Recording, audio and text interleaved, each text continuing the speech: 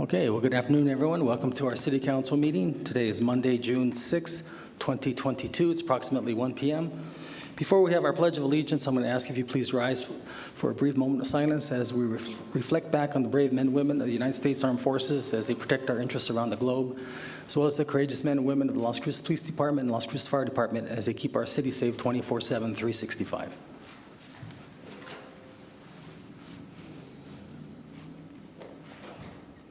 Councilor Bencomo, join me in the pledge, please. I pledge allegiance to the flag of the United States of America and to the republic for which it stands, one nation, under God, indivisible, with liberty and justice for all. Thank you.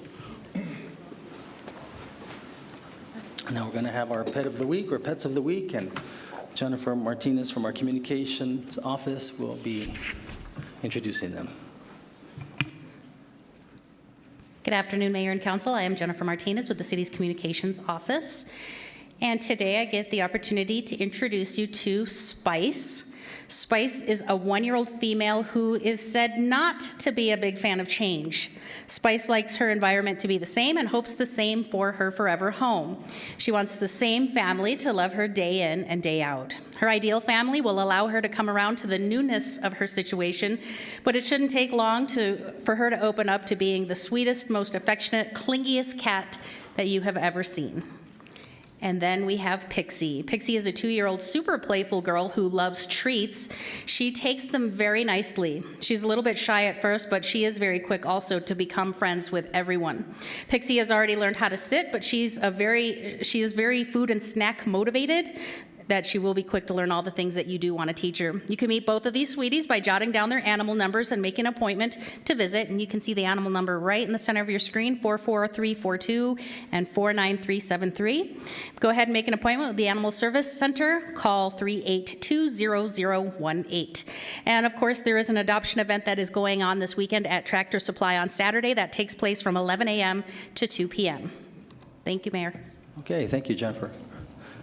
All right, next is going to be our Jobs of the Week, and Dr. Francisco Payadas, the Deputy Director of Economic Development, will be presenting those. Thank you very much, Mr. Mayor and members of the City Council. In this week's Jobs of the Week, the City of Las Cruces is looking for a Deputy City Attorney. This position is going to be paying between $45.16 an hour to $65.74 an hour, depending on the experience, and this position will be open until filled. Family Service Coordinator is also being hired by Tresco Incorporated, paying between $14 to $19, depending on the experience, and this position will be closing on the 2nd of July of 2022. We also have a Youth Talent Development Specialist, and this is with Ecos Workforce Solutions, where the salary was not disclosed, but this position will be closing on the 26th of June of 2022. We also have a Comprehensive Community Support Specialist, and this is with La Clínica de la Familia, and this would be paying $17 an hour, closing on July 1st of 2022. There's also a Remodeler position. This is with SIP Construction, paying between $12 to $17, depending on the experience, and this position will be closing on July 2nd of 2022. There's also a couple of events that are going to be run by New Mexico Workforce Connections. First of all, there's going to be an open industry job fair. This is on Thursday, June the 9th, from 9 a.m. to 2 p.m., and also a hospitality-specific employer connection career fair. This job fair is going to be on June 14th from 9 a.m. to 2 p.m., and both events will be held here in Las Cruces at the Workforce Connections office at 226 South Alameda Boulevard. Now, for a full list of the jobs, internships, and volunteer opportunities, please visit employeenm.com and also governmentjobs.com/careers/Las Cruces. And as always, remembering the information about our friends at New Mexico Workforce Connections. The phone number is 524-6250, and they're located at 226 South Alameda Boulevard here in our downtown Las Cruces. Thank you, Mr. Mayor. Okay, thank you, Dr. Payadas. Okay, so we're going to go ahead and get started with our presentations, and I'm going to ask if Eleanor Warden is here. Yeah, if you want to come forward, Eleanor, and bring your coach or whomever, your family with you here to the podium. If you want to come forward and you want to get closer for some pictures, right, you want to come over here, Eleanor? How you doing? Congratulations. Thank you. So we're here today to honor Eleanor. I don't know, how many of you in here like to play golf? That's it?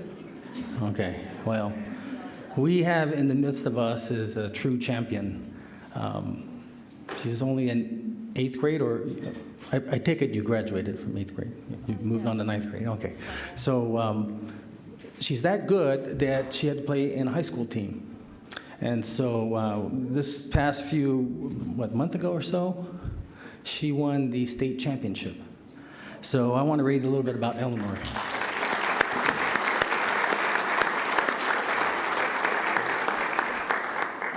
I remember when I was young, I had to play with I was just a kid, but I was just too heavy. I was too fat. That's why I had to play in the 7th grade football team.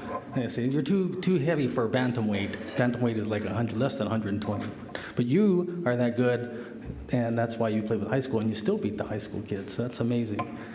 So Eleanor Warden played her first season of high school golf as an 8th grader for the Oregon Mountain High School team under Coach Tarango. Your coach, Tarango, at Twin Warriors Golf Course in Albuquerque, New Mexico, and she won this year's title as state champion. She will be attending Oregon Mountain this coming school year. She has been playing in golf tournaments since she was 7 years old, had her first lesson at Red Hawk when she was 4. She's been working with her current main coach, Vern Bain, for the past 7 years. Other coaches she works with are Henry Strentina and others. She has played in various junior golf tournaments, both local, regional, and international, such as IMG Junior World, U.S. Kids Golf, Sun Country Junior Golf, and Drive, Chip, and Putt. She also has played in the regional Nota Begay last year. Now, Nota Begay is a big-time golfer from New Mexico. That's incredible, professional golfer. She competes in 4-H competitions for photography and electricity, and has won many awards for that category as well. She has also written to the Las Cruces School Board to advocate for solar panels, and has been invited to tour a water plant powered entirely by solar. She loves playing golf, meeting new people. It helps to improve her mental strength. She loves golf, but as a student, academics comes first. Her favorite subject currently is math. She also enjoys history and science. Her hobbies include karate, learning languages, and reading. She plans to attend college and hopes to play college golf. I think you're going to do well in college golf. So I'd like to give you this mayor's citation for community service presented to Eleanor Warden in recognition of your commitment and dedication in helping make Las Cruces proud. Dated the 6th day of June, 2022, and signed by myself, Ken Miyagishima.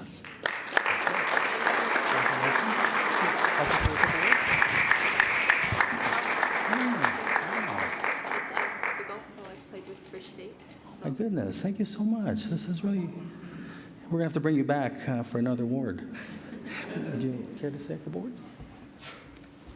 I just wanted to thank my mom, my dad, and all my coaches, my friends and teachers, as well as my neighbors who have all supported me, and they have all rooted me on throughout this year for high school golf, and I'd just like to say thank you to them. Thank you, Eleanor.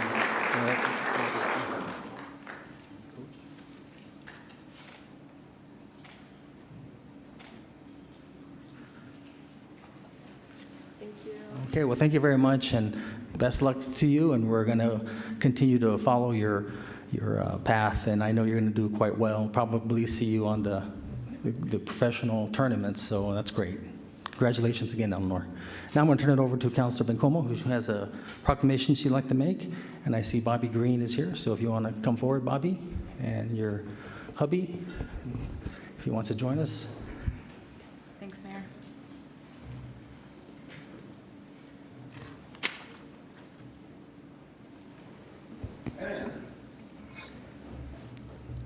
Hello, Dr. Bobby Green. You want to join me on this side? Good, how are you? I'm very excited and feel very honored that I get to read this proclamation today on behalf of Juneteenth Day. And the proclamation reads as follows. Whereas the Emancipation Proclamation signed by President Abraham Lincoln on January 1st, 1863, provided that all persons held as slaves within any state or designated part of the state shall be then, therefore, and forever free. And whereas it was more than 2 years later when on June 19th, 1865, thereafter referred to as Juneteenth Day, when Union Major General Gordon Granger informed those who had been deprived of their freedom that the absolute equality of personal rights was indeed the law of the land. And whereas on Thursday, June 17th, 2021, with unanimous passage of the United States Senate and subsequent passages in the House, President Joe Biden signed a bill making Juneteenth a federal holiday. And whereas Juneteenth is time to honor the victories of the past and celebrate the absolute equality of all citizens, even as we acknowledge that the personal rights and freedoms of people of color remained under attack. And whereas the theme of Juneteenth 2022 is always fighting forward, which reflects a persistent determination to ensure the civil rights and freedoms of all citizens, even as hate crimes are on the rise.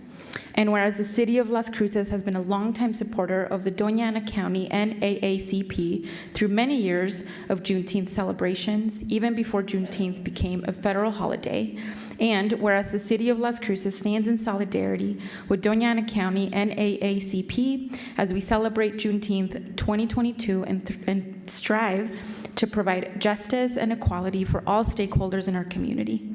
Now, therefore, we, the Mayor and City Council of the City of Las Cruces, New Mexico, do hereby proclaim Sunday, June 19th, 2022 as Juneteenth Day in Las Cruces and encourage all of our citizens to strive for an environment of inclusivity and brotherly love. Signed, Mayor Ken Miyashima, attested by our wonderful City Clerk, Christine Rivera.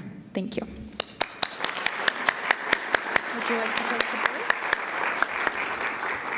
Thank you, Councilor Bencomo, Mayor Miyagashima, City Manager Pili, and all of the other beautiful city councilors. We are grateful for the partnership with the City of Las Cruces, who has been a longtime supporter of the NAACP. Anytime we have an event or request any services from the City of Las Cruces, they always step up to the plate. We are grateful for that. This year, Juneteenth is going to be spectacular. We have tremendous events planned. We have a free concert at the Rio Grande Theater on Friday, June the 17th. We have a banquet at the Las Cruces Convention Center on Saturday, June the 18th. Tickets are still available, but they're going fast. If you would like to attend the banquet, please go to the NAACP website, naacpdac.org, and you can purchase tickets online, or you can email us and let us know that you would like to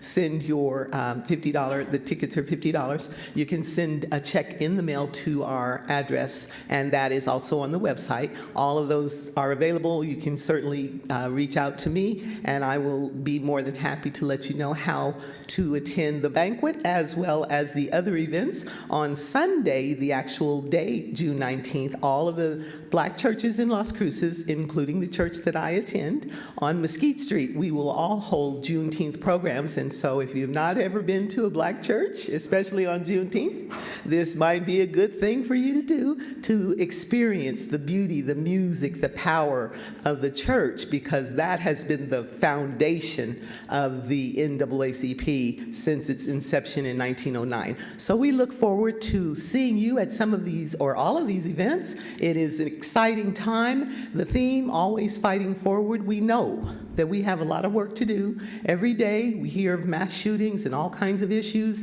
Gun control is a huge problem for us in this country. There's legislation that is working against us and not in favor of us, and we need to change that. The NAACP has always been at the front of changing things that are not right. And we are working, even as we speak, to change some of the things that we can do to make the world a better place for all of us. So I thank you. Thank you again for the proclamation and for your support, City of Las Cruces. And God bless you all.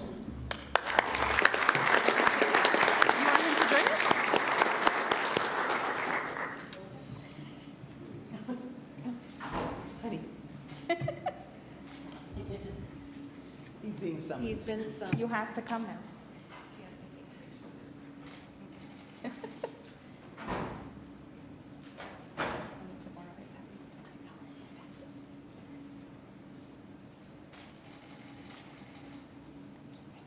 Thank you.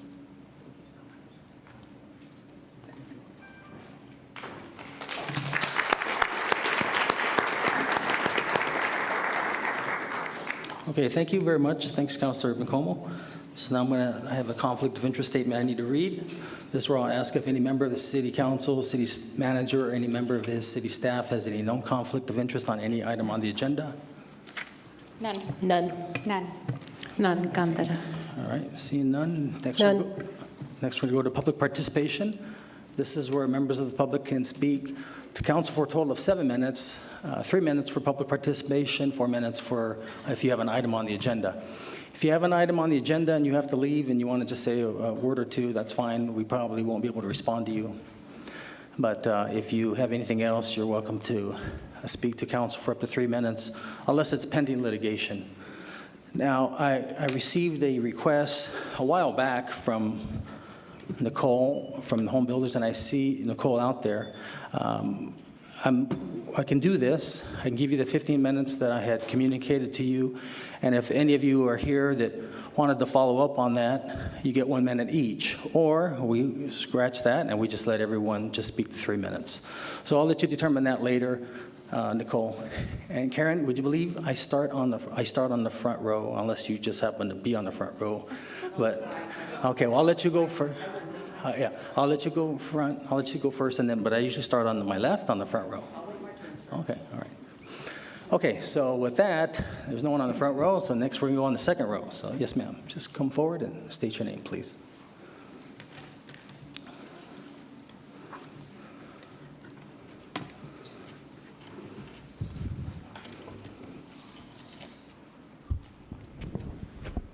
Good afternoon, Mr. Mayor, councilors. My name is Marisol Diaz. I'm a resident at 1229 Pecos Street in District 3. Our issue is the Desert Hope homeless housing at 1310 Pecos Street. Last Thursday, June 2nd, 2022, Mayor Pro Tem Gandara asked us for solutions.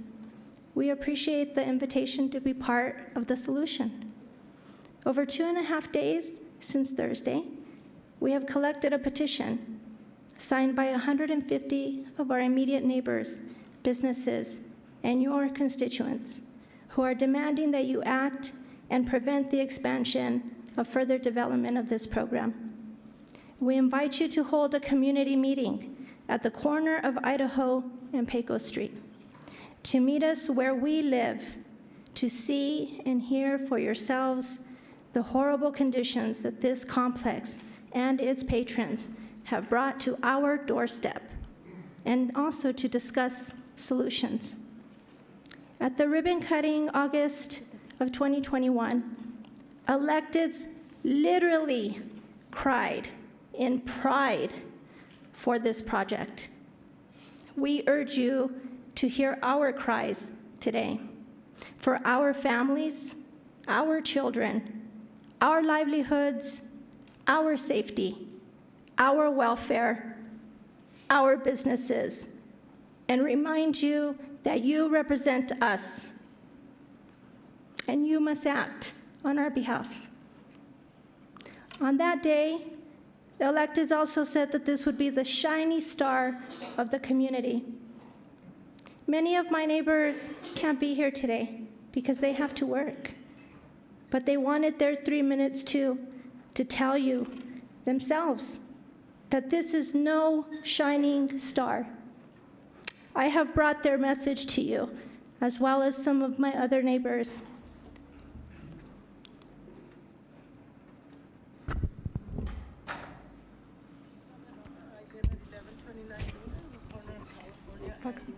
Find the speaker.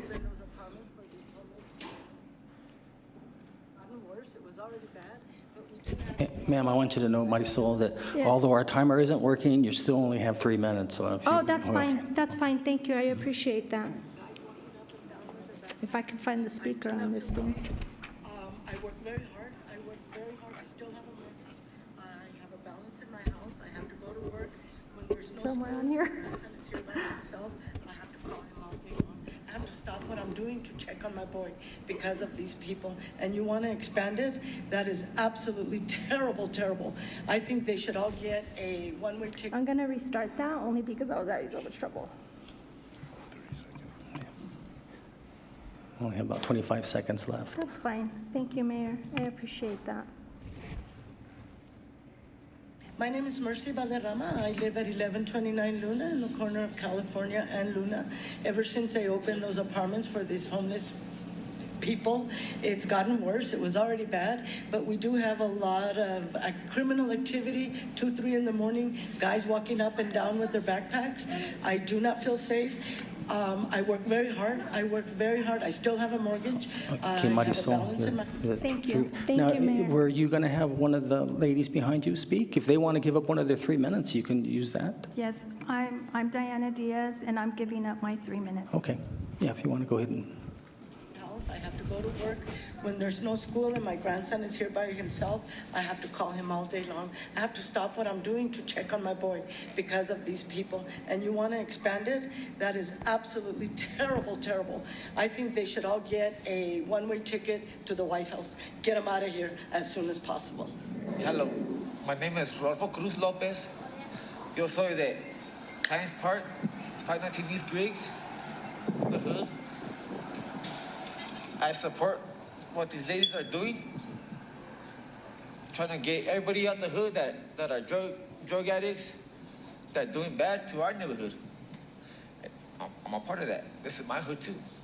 I live here. I grew up in these parts. I think enough is enough. I think you should do something about resolving this problem.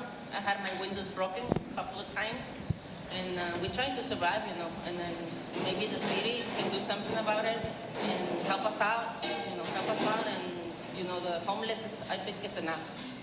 My name is Daniel Montoya, and I lived right here in Foster and Pecos mostly my whole life. My grandma and my grandpa built this house, and it's so freaking crazy over here now with all the homeless people and the people on the back of the house, the back of the complex right here. I don't even like my kids coming over here, and there's always traffic and weird people doing weird things. My daughter goes to school right across the street, and they're always in contact with these freaking people. They're always sitting at the fence and all the other just kind of craziness that comes with it. And like, I definitely don't want it over here anymore. My name is Diane Montoya, and I live on the corner of Foster and Pecos. And we're having a lot of trouble with those people that live in the apartments behind us. They come and they break things. They leave needles all over the place. And I have a daycare, and there's a school across the street and another daycare down the road. And it's not safe. It's not safe for them because they don't care. We're just tired of it. My name's Vianey Hernandez. I live on 1497 East Idaho, and I feel really unsafe when it comes to getting my kids off when I come home. And a guy got beat up like not too long ago right in front of my house. I can't even be like comfortable to like be outside and let my kids play and stuff. And I'm just like, this needs to like get fixed because it's not right. I can't even sleep at night. I hear people like fighting outside, and it's just getting crazy to the point where I'm just like, people are approaching me to my car, asking me for money, and I'm not sure what like they're up to, trying to do something to me or my kids. So this needs to get fixed. Hi, my name is Bulan Garcia. I live on the intersection of Pecos and Idaho. There's a lot of vagrants out here, a lot of disturbing things. Okay, Cops are... Marisol, that's the 3 minutes there. Thank you. Okay. Hi, I'm Monica Ransom, and I give up my 3 minutes. I'm sorry, what was your name again? Monica Ransom. Okay, thank you. They're at that living area about every other week, if not every other day. There's just a lot of issues. Hello, I'm a resident here in Las Cruces, right across the street from where all the homeless facility is. My concern is there's a constant increase of like trash and violence, break-ins locally in cars. My roommate's tires were stolen. One of my cats was assaulted and killed in my own front yard. Another one of my cats was kept hostage for 2 weeks. There's a fire and it ran back home like starving to death. But yeah, it's definitely not a great location. Hi, my name is Linda Seves, and I live at 1150 Pecos. It's a block away from the homeless housing project that's down the street. And my concern is that the homeless people there's a lot more foot traffic nowadays, and I'm tired of being woken up in the early mornings because they're walking back and forth. In the alleyway, there's a lot of trash, and you just can't seem to get any good night rest because our dogs bark when they're coming around, obviously because they're strangers. And it's just, I don't feel safe here anymore, and I don't think it's fair that we would have to move or sell because they want to expand. So we've been here for almost 46 years, 48 years. It's my dad's home, and I live here with him, and he's 93 years old. We can't even leave him alone because we're afraid something's going to happen to him. Because they even have come up to my car and tried to open my car, and that's not safe. But luckily, I have to sleep with my window open, the lights on, the neighbor has cameras, we all have cameras, and that still doesn't stop them.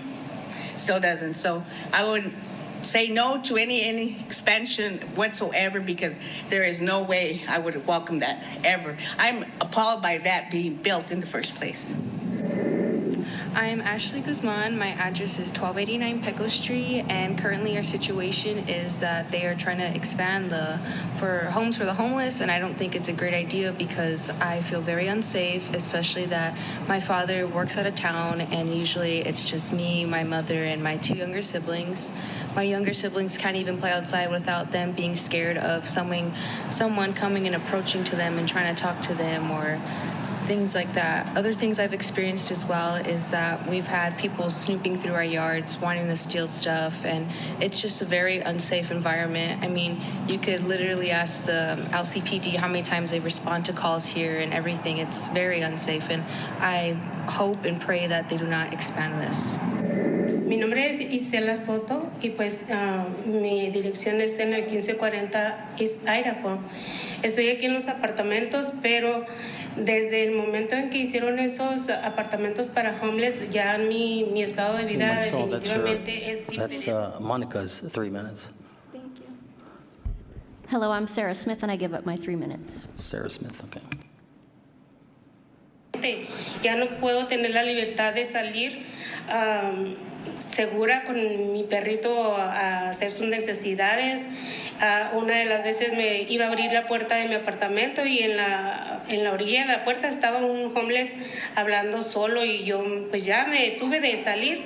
Tuve que esperar como 1 hora para que se fuera, y eso no me parece justo. Yo creo que es bueno ayudarlos, pero hay que pensar las cosas bien, dónde lo van a hacer, porque yo creo que es un inconveniente para nosotros todos los que estamos aquí en esta área. Y yo creo que deberían de retirar esos apartamentos lejos de donde hay gente bien. Y no digo que ellos sean malos, pero he tenido también la mala experiencia de que han venido a intentar abrir vehículos aquí enfrente de mí. El mío lo abrieron y en otro mueble traían herramienta y se la llevaron. Entonces, ¿qué beneficios voy a tener yo estando aquí? Yo pensaba que aquí estaba seguro y veo que no. Gracias. Hello, my name is Yvette Badia, and I live at the Balama area. I'm a single mom of 2, ages 6 and 9. It's scary at nighttime or even in the daytime. They approach, they are aggressive, trying to open doors, trying to go into our yards. When I'm leaving, my dad walks me outside just to make sure that I'm safe. Yo soy Ana Ambriz, vivo en el 1135 Pecos y no estoy de acuerdo con la construcción de más apartamentos de vivienda sobre la calle Pecos, que es una ampliación que se quería hacer sobre la propiedad que antes era de storages, porque la que ya se hizo para viviendas, la que está ahorita funcionando como viviendas, está hospedando gente que no es recomendable para esta área de vecinos. Somos varios los vecinos que estamos en contra. De ninguna manera voy a estar de acuerdo que sigan metiendo gente así en esta área. Es peligro para como le diré, los habitantes que vivimos en esta calle. Para los niños es inseguridad, para nosotros, y definitivamente no estoy de acuerdo. I'll stop there. We have some other people that were coming, but they're probably on their way. They're business owners.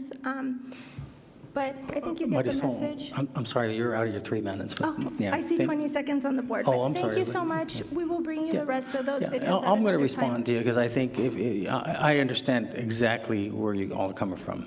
Really, I do.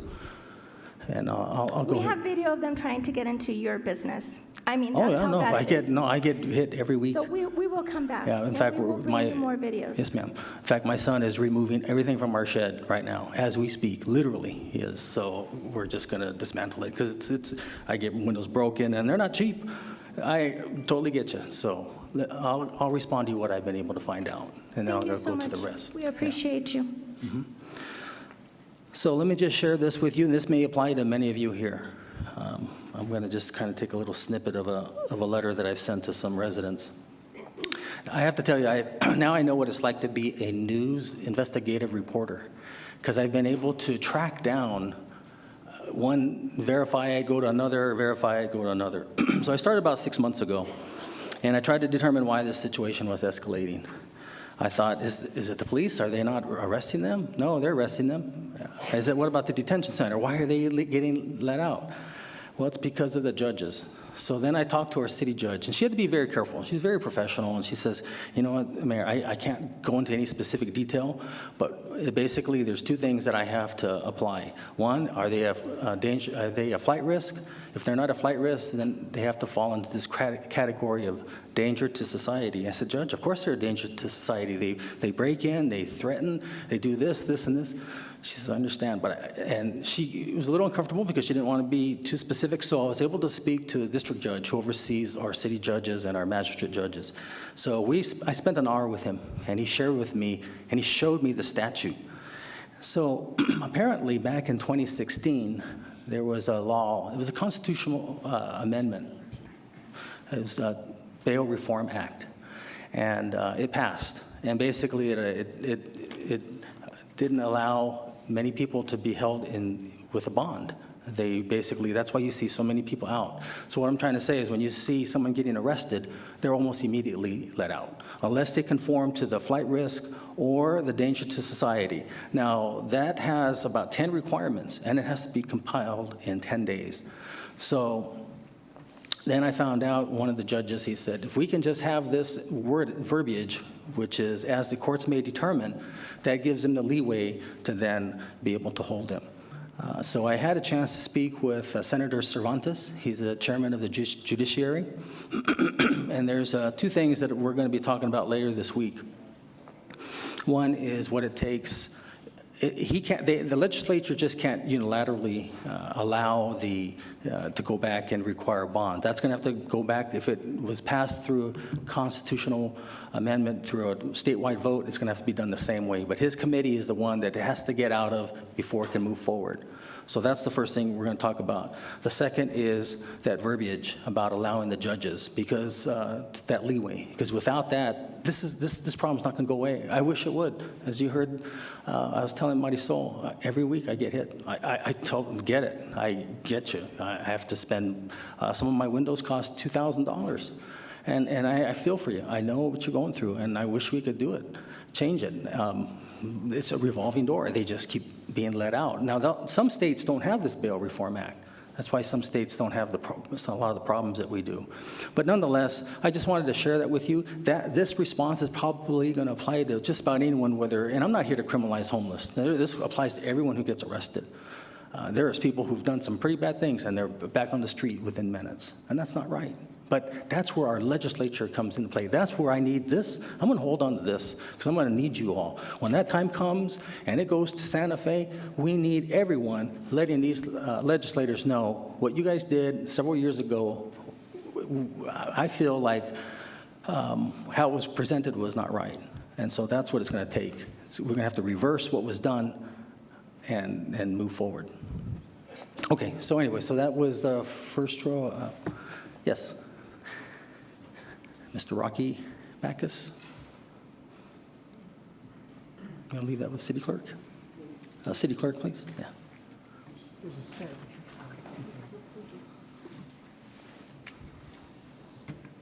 Just need you to state your name. 3 minutes, please.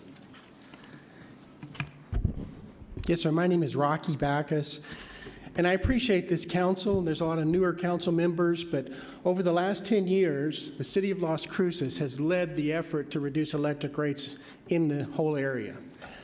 There's about $150 million of reduced electric rates because of actions by the city council in supporting, legally looking at, and addressing all the issues. We don't want to lose that. And I have 2 pages before you. One looks like this, and it goes over a case that is literally in hearings today. I'll go back to the hearings and I'll leave as soon as I finish here. But it's a waste of $53 million. They're proposing obsolete technology that really blocks renewable energy from happening. It's a hindrance.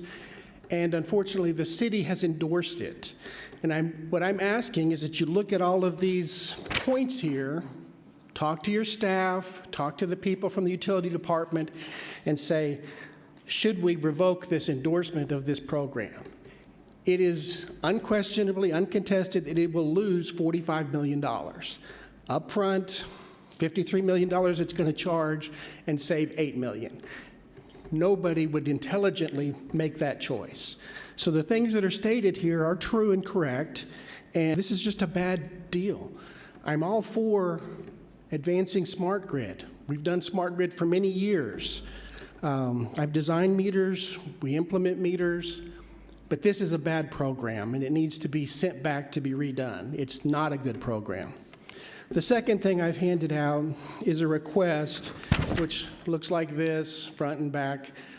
We've requested 15 minutes at the next city council meeting to make a presentation about community solar. We're looking at and have made a commitment to create 600 jobs over the next 4 years. We've already registered with workforce development. There's a lot of great benefits to the jobs that will be created.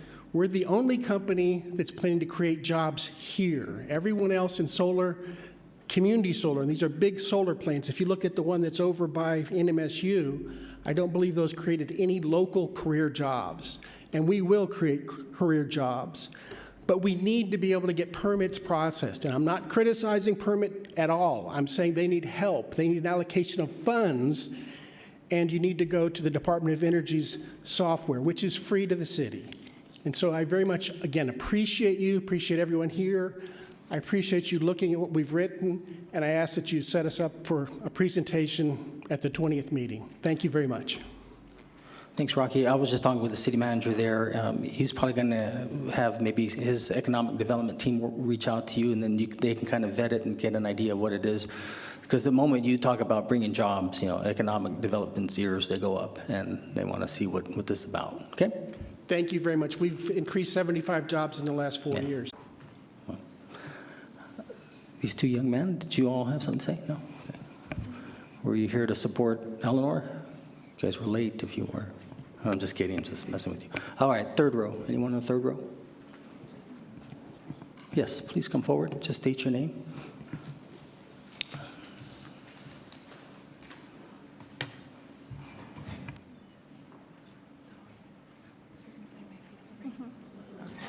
I'm going to play the rest of it.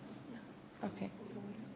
Just say that you give your 3 minutes, your name, and that you give your 3 minutes. Okay. My name's Maria Gutierrez, and I give my 3 minutes. I'm sorry, can you state your name again? What? Maria Gutierrez? And you're going to donate your 3 minutes to the... Okay. Yes.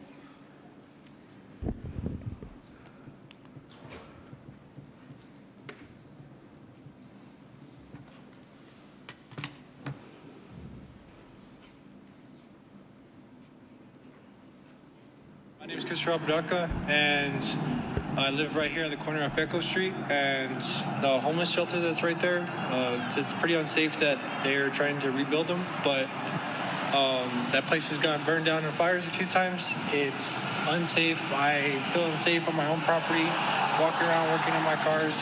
Had these people come up to me, try to get close to my stuff to take. They try to get around me sometimes, and I don't want this expanded. All right, well, I live on Idaho, and I avoid that street where the apartments have been put up. I know what goes on in that area, and that was a bad idea to put it down there. I already avoid that spot because you can get anything you want down there. You can feed any addiction you want in that hood, all the way to Foster, all the way up and down Foster. And that's just perfect access for people that don't have enough money to actually do anything. They go and they do what they can, and they got all the connections right there. They don't need a car. They can just walk. I think that I'm going to pause the video right there. I do want to say that I appreciate your comments about long-term systemic change. And while we really do need that, and we appreciate that, my neighborhood needs immediate intervention. This is something this council approved and supported. I saw you all there supporting this. Your body language today tells me you don't care about my neighbors, and that's sad. We'll remember that when we have to vote again. 150 people signed that petition in 2 days. We'll remember that when it comes to election time and get out the vote. Go ahead, you can say what you need to say. My name is Angel Guevara. I'm a business owner at 1335. I'm sorry, can you state your name again? Angel Guevara. I'm a business owner at 1335 East Idaho. It's a carniceria. I don't know if you guys have heard of it. We've been in business since 2004. We've never really had an issue with this homeless problem. Recently, since the construction of the homeless building that has gone, consistently we've been having to clean up feces around the area. Homeless always sleeping around my customers. Sometimes they don't even want to get out of the vehicle. Sometimes they don't even want to come anymore because they just don't feel safe. Sometimes you see homeless hauling shopping carts full of junk. Sometimes they're walking around with machetes, believe it or not. I understand you guys say that probably they're human beings also, but these are people who don't really want help. They're in their own problem, whatever it is that they want to say they are, but they don't really want help. They like the way they live, and with all due respect, I know you say that you understand about windows being broken and stuff like that, but do you live in the area? I spend probably 12 hours a day there, so theoretically, I don't live overnight, and then I have my childhood home off of Pecos. So yeah, I hear it. I hear you. Yeah. I see you. Everything you've described, I can tell you exactly. Are you experiencing what we experience as well? Do you, if you say that you understand us, have you experienced what we're experiencing? Yeah, That's absolutely. I've experienced it. People have been threatening you. People have tried to break in your home. People have tried to get in your car. You call police and they don't show up, or they say that they send a unit, but you've been looking at a camera the entire time and you never see a police unit go by. I wonder if you experienced that. There's a truck there right now in my parking lot. Oh, okay. I don't know who it belongs to. I'm going to give them one more day. They've had it there for 3 days. I have people who, everything you've said, from the shopping carts, to throwing up, stealing my stuff, breaking my windows, trying to break in. I got it all. Okay. I hear you, really. Okay. But that's why we needed to find out what's happening here. And it all comes, I think it all goes back to this one event. Yeah. 2 events. Yeah, well, I may not take as long as 3 minutes, but I just want to be, heard, is what I'm trying to put. It's just this homeless thing, I think it seems really unfair to put it, especially right in front of my business, because literally where the storage place is going to be constructed to be, it's literally right in front of my business, and the Pecos is not even that close. It's like a couple streets down. But now with storage, it's right in front of the business, and this will definitely affect, my business from here on out if it gets constructed. And I'm assuming things are just going to get worse, and there's also surrounding businesses like the restaurant next to us. There's a hardware store also. There's a mechanic, a food truck, and they all say the same thing. They all been broken into, just like my business has been broken into. Yeah, I'm sorry, your 3 minutes are up. All right, but no, we get you. Unfortunately, even if the police were to arrest them, they're right back on the street again. I get you. That's why this is so pressing. The 2023 legislative session, we're going to have to, when I say we, I'll be there too, because this has to change. Yeah, well, maybe that's why there's a Second Amendment. I don't know. Okay, so that was third row. Anyone else on the third row? Fourth? Yes.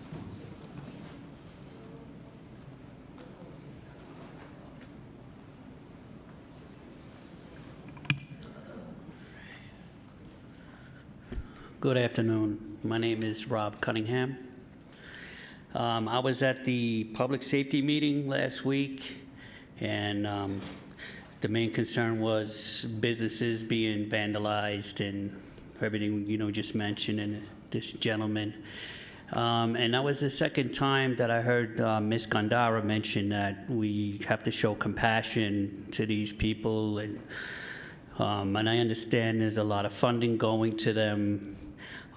There's funding for, I don't know if it went through, but the universal basic income, Afghan refugees.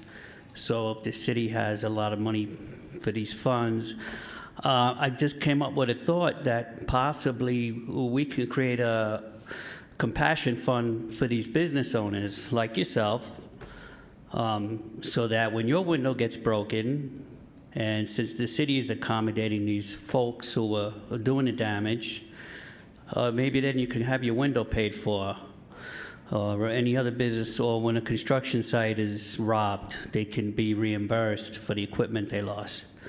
Anyway, it's just a suggestion I came up with, and maybe you could think about it. Thank you. Thank you, Rob. Okay, anyone else on that third row?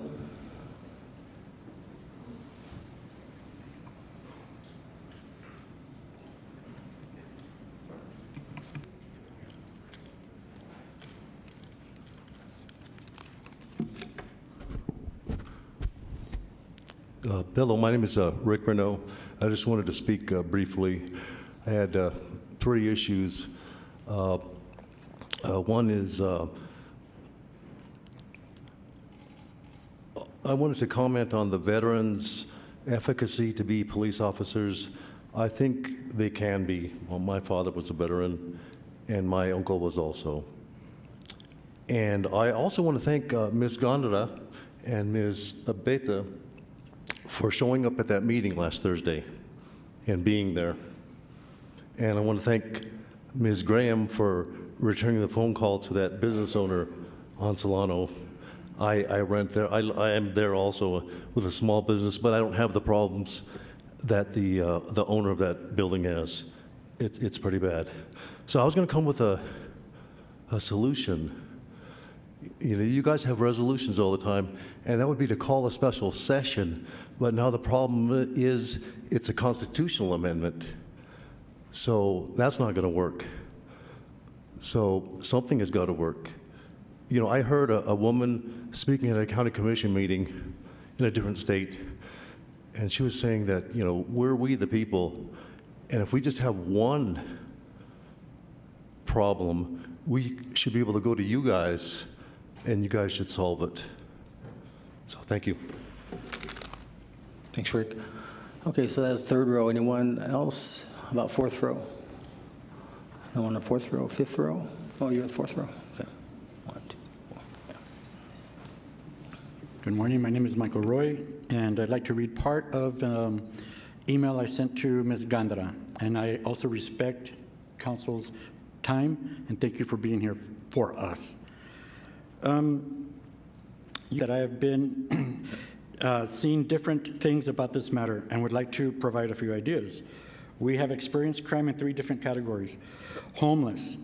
They have spent the night, used our outdoor electricity, and used the restroom at our doorsteps. 2, criminal repeat offenders. While bail reform is in need of addressing, we need a connection between us and the police department as business owners. 3, the addiction offenders. The public members doing drugs at and around our location, leaving needles and other things not conducive to be welcoming to community customers. Suggestions. Homeless. Provide outlets for homeless to help them charge their devices, and they have really good devices. We can provide a time frame for them. We can lock and open them if we need to do a time frame. We can get them away from our location as we clean up before we open our businesses. This will also get them to restroom facilities for themselves. Parks and recreation could potentially help with this. 2, the criminals. There is no fast solution for this problem, but when we were broken into in March, Officer Hayes from the LCPD was the connection between us, the business owner, and the city police officers. Bail reform cannot help us when we are dealing with expenses of the break-in or trying to meet deductibles that cannot be met, which expenses multiply. Our business cards keep us connected to the public. Officer Hayes' business card keeps us and business? No. Do we consider him family? Yes. A visit card and drop-off would be fantastic for that connection between owners and officers. Addiction, this is possible. It is impossible to find a solution. My idea is the city bus system has a cleanup system for the bus stops when the need arises for disinfecting. We can find a way for the businesses to call and request for a disinfecting service to clean up needles or bodily fluids left behind by the addicts or homeless. We do not need to categorize them or diminish them. We need to respect them as we respect each other. I believe that fully, Ms. Camara. We are located right across the street from the park of Solano and Madrid. We have seen more than we care to share. I have also seen a city full of ancestral roots and to last generations. Yeah. And I thank you. Thank you, Michael. Okay, so that was the 4th row. Anyone else? How about 5th row? 6th row? 7th row?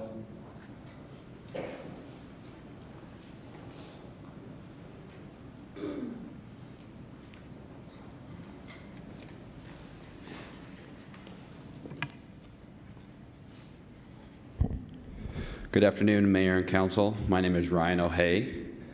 I'm here on behalf of the Las Cruces Homebuilders Association to address what it sounds like the main concern is today with some of the public comment. Members, including myself, with the Las Cruces Homebuilders Association, we have been dealing with an extensive increase in property crimes. And we've seen this over the last... Excuse me, sorry for interrupting, Ryan. Yes, sir. So earlier I had asked Nicole how you all wanted to handle this. Are you going to use... We'll do 3 minutes for just like a standard public comment. Yeah, okay, so you just, okay. Yes, sir. Yeah. Thank you. So as I was saying, you know, over the last 6 months to a year, we've been seeing extensive increase in property crimes. As you all know, the market itself has had a huge spike in demand. Looking at the reports provided by the Community Development Department, from 2020 to 2021, the project valuations increased almost $70 million.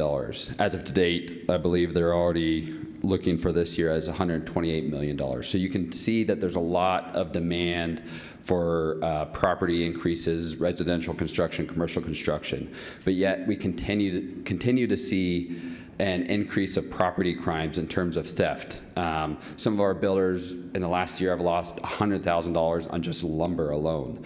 And yes, I get that the property crime can seem small to some of you all compared to the, you know, adverse crimes that come from that, and, you know, violent crimes or such those things. But yet the money that these individuals are getting from stealing our lumber, our material, they're not going back to help the community by any means. They're going to buy drugs or illegal firearms or who else knows what.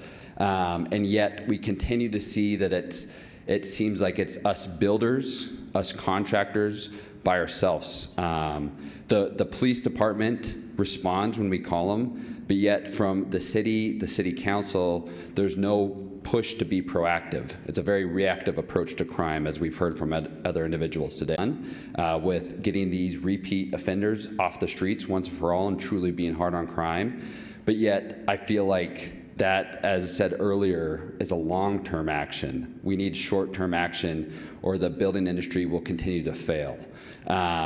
We are trying to be prosperous and capitalize on this increase in demand and the market being so hot right now, but yet we continue to be held back on term. And in addition to all the other hurdles we have to come over, we continue to be held back by petty theft, vandalism that's just completely unnecessary. So I hope that you all can take this into consideration and come up with solutions. So thank you.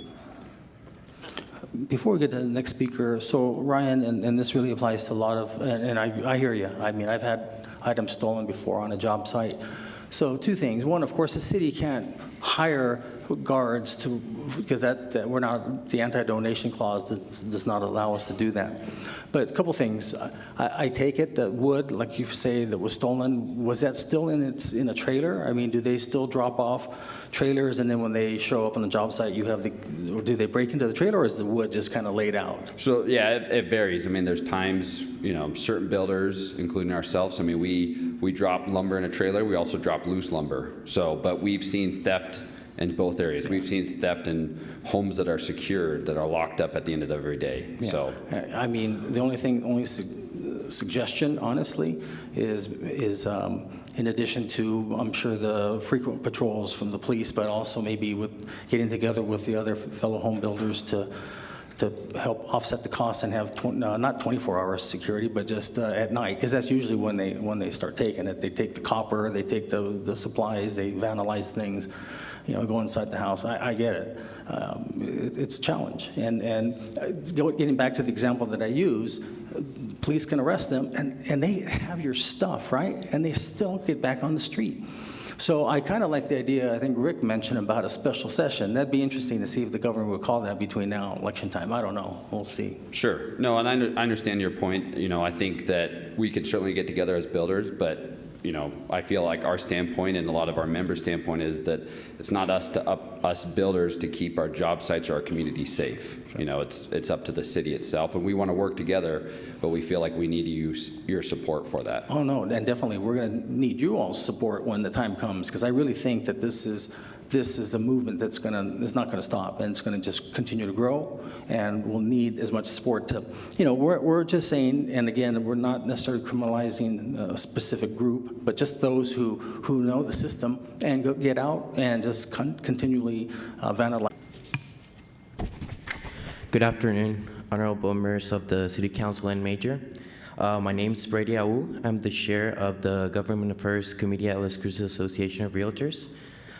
Today I stand before you in representation of our general membership and the coalition we have established with the Greater Las Cruces Chamber of Commerce and Las Cruces Homebuilders Association, again, to address the issue of public safety. The city of Las Cruces has experienced a drastic increase in crime over the last 24 months. The increase in crime rates are the result of the adoption of policies and views that make it harder to recruit law enforcement officers, prosecute and convict criminals, and easier to break the law. LCAR is not only a part of the business community, but the entire community in the Mesilla Valley. Problems that affect one sector affect us all, and as an organization representing over 750 realtor members, our goal is to keep our industry and members safe on the job. We will accomplish this goal together with our members by improving the safety culture in the industry, talk about safety, create a safety plan and follow it, and encourage our fellow business leaders to do the same. But today, we ask the city as a coalition and community members to give our officers and municipal judges all the support they need to keep criminals behind the bars and increase the punishment for their crimes. We understand that our police force is doing everything they can to help us mitigate these issues, and we applaud them for their efforts. We also would like to ask you as your constituents to join us in our fight to push county and state officials to make appropriate changes to this crime wave. Thank you to the Las Cruces Police Department for everything they do for the community, and thank you for your time. We also looking forward to work with you. And just as, so I want to thank the city council members that went to our session for public safety. Our plan is to do another one in the next 2 months, so we would like to see you there and have a little bit more dialogue and give you the opportunity to explain what you're doing, and express our concerns and work together towards this. Thanks, Craig. And just a FYI, I probably would have been there if I got invited or knew about it.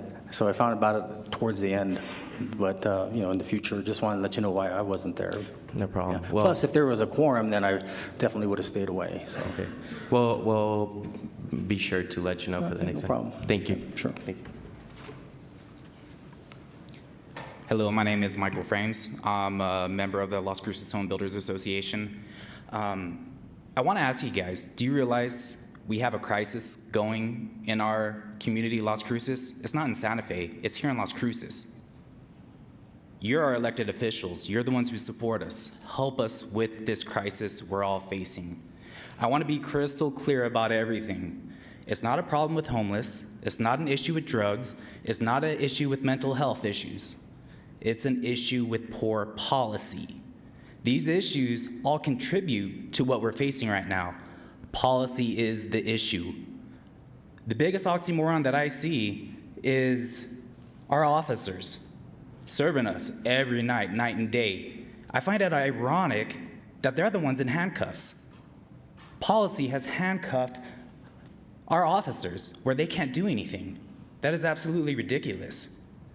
And we're here to ask all of you for support as our community leaders. You're not our Santa Fe leaders, you're our Las Cruces leaders, and we expect you guys to support us. What are you gonna do? Take a look at all these people in the office right now. What are you gonna do when one of us gets stabbed, shot, killed, because we're protecting our property, because we don't have the support due to lack of policy? Please understand our point of view, and I understand it's a legislation issue. Support us during legislation. Support us to get these items done, because without you, nothing's gonna happen.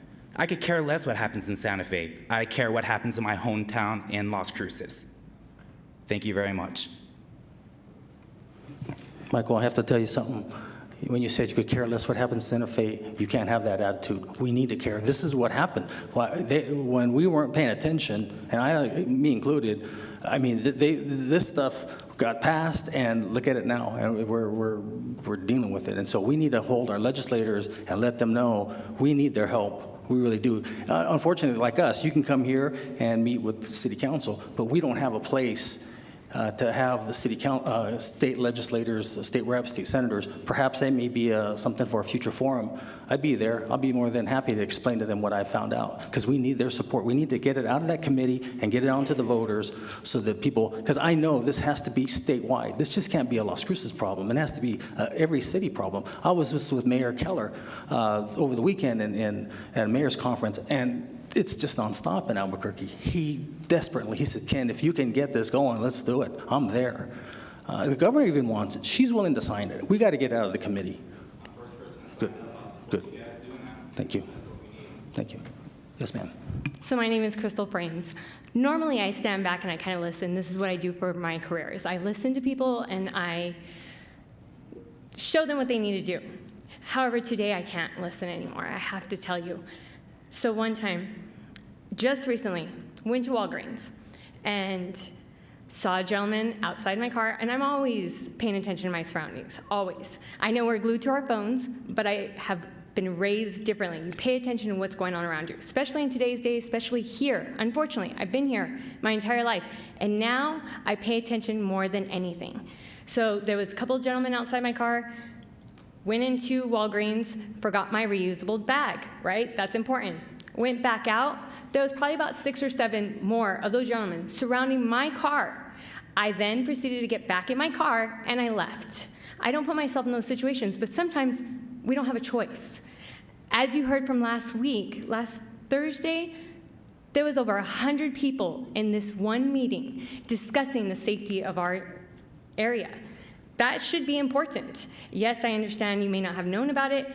Mayor Pro Temp was there, and we appreciate your speaking. You mentioned that this doesn't take today, tomorrow, even weeks, months, if I recall, that is what you said. Now, I also understand bail reform, that we have to go into that, and once that hits Santa Fe, we'll be able to readdress it. When will that happen? Because this did not happen overnight. This has been gradually happening in our city, and now it's going to get to the point, if it doesn't take today, it doesn't take tomorrow, when is it going to be fixed? It's going to get worse. So I ask you, when can we expect that to come up so we can vote on that properly? Yeah, no, actually, I'm working on one thing as we're speaking, and hopefully they'll respond before the rest of the speakers. But as far as the other issue, that's something there I think we need to have, whether it's your organization or someone, invite our state reps and state senators to hear this discussion. So I am a realtor here in town, and our job is we're upheld by a code of ethics. So when people tell us and ask us questions, it is our job to answer to the best of our ability. When people come here and they use me as their professional, they ask me, what is the crime like here? I cannot lie. Yeah. Let me just use your example of Walgreens, because I've actually tried to find out why they keep coming back. So I went to the Walgreens. I once in a while, I'll go down into specific ones just to experience what you're saying. I'll talk with the owner or the clerks, and they said, you know what, we call the police, and then they take off, and then after the police leave, they come back. So I said, you know, you do know this is private property, you can have them removed for trespassing. Yeah, so they do. So and then they get arrested, and then they come right back. So what I'm trying to say, it's never ending until we get this resolved. This is the center. This is the whole nucleus of the whole problem. Because if the judge says, you know what, you've done this 3 times, I'm just going to put a $1,000 bond on you or whatever, and they're not going to go. That's it. They're not going to go. But we have instances 14, 15, 16 times, people who've been arrested and then they've been put in the detention center. So, but I have never felt that way here. I need you to talk to the mic. Sorry. I have never felt that way till recently. I've lived here, like I said, all my life. I'm always alone and dress professionally, go anywhere. We don't have a problem. Till more recent, it's become more known. Exactly. It's everywhere, and I use Walgreens as an example, so my apologies for that. But it's all over town, really. Yeah. It's sad. Yeah, I agree. That's why we're trying to figure out what is the impetus. Why is this happening? And so I think we're there, but we're here to hear your concerns. Hello, excuse me. John Strain, I'm a builder here in Las Cruces. First of all, I want to make it be known on my behalf, at least, that I don't have an issue with the police department. I think the police department responds and takes care of us as needed, and we appreciate that. As a victim of the crime that's causing me to charge people more for a house to come live in our good city, it's hard to do business this way. And I understand that this is a legislative problem. But when the criminals have more rights than the police or its citizens, we have got big trouble. And as our elected officials, I think it's imperative that you all figure out a way to get a forum or somehow that we'll all travel to Santa Fe. I guarantee you everybody in this room is passionate enough about this to travel to Santa Fe. We cannot get that done without you, okay? That has got to happen. When we have the same criminals hitting, and I think the police chief told us that they have criminals that have been arrested 14 times, I think, since January. An arson that gets out and sets a fire the next day. People that have done this over and over and over again. We understand that if there's no consequence for their crime, there will be no end to their crime.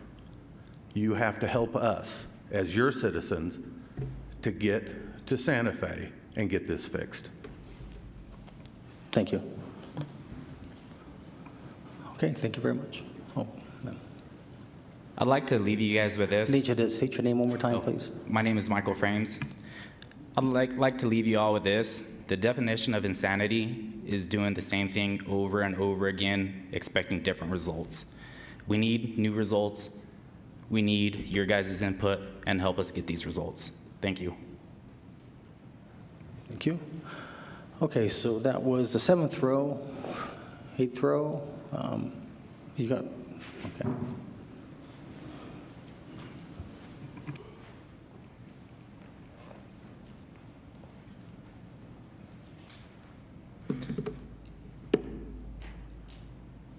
Thank you, Mayor and City Council.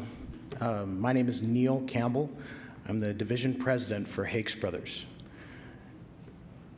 In Las Cruces alone, we build approximately 300 homes per year.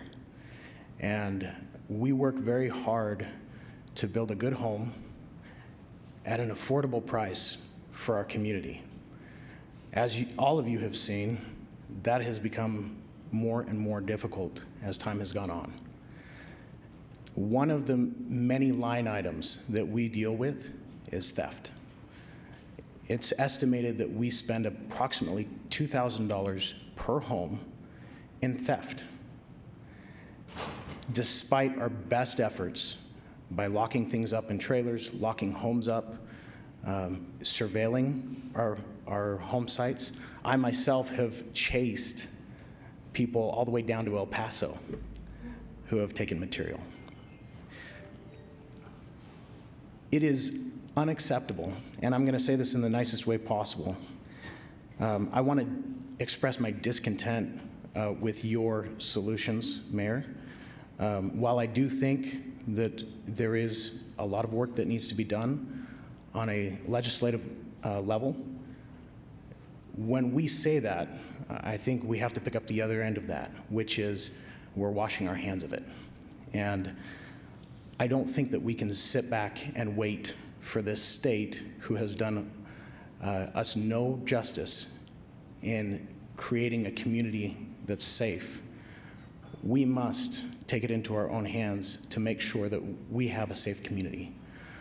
I've lived here for 6 years. I have a wife and 3 children. I want my children to grow up in a safe community, and I don't think there's a single person in this room who would want anything different for their family.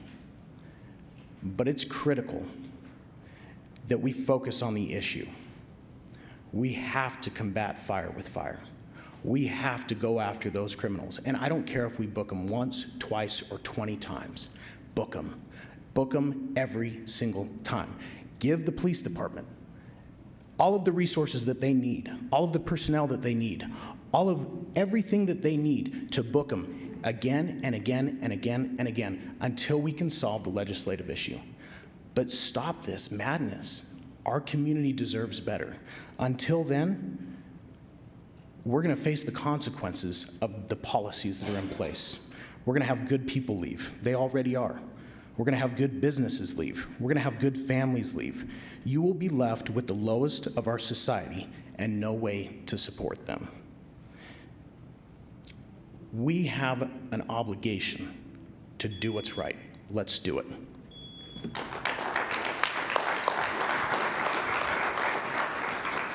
So I would like to respond to you, Neil, but I can do that for you over there. So when a city councilor is sworn into office, not only do they swear to uphold the laws of the city, also the laws of the state. And until the state law is changed, for us to not adhere to that, you would ask us to be breaking the law, which we can't. Well, you already took off, sir. I'm sorry.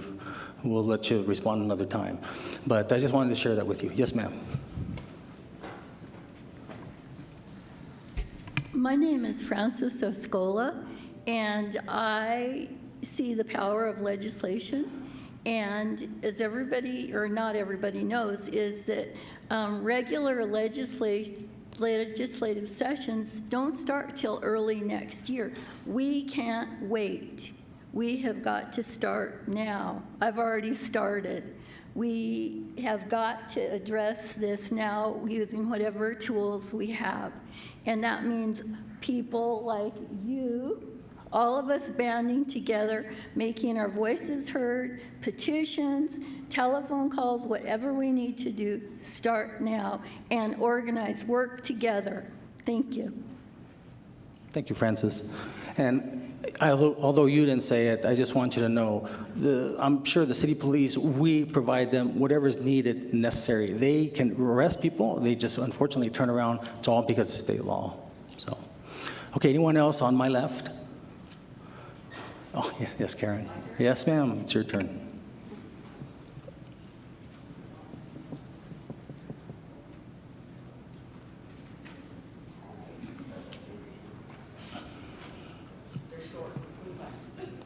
That's okay. I was born one.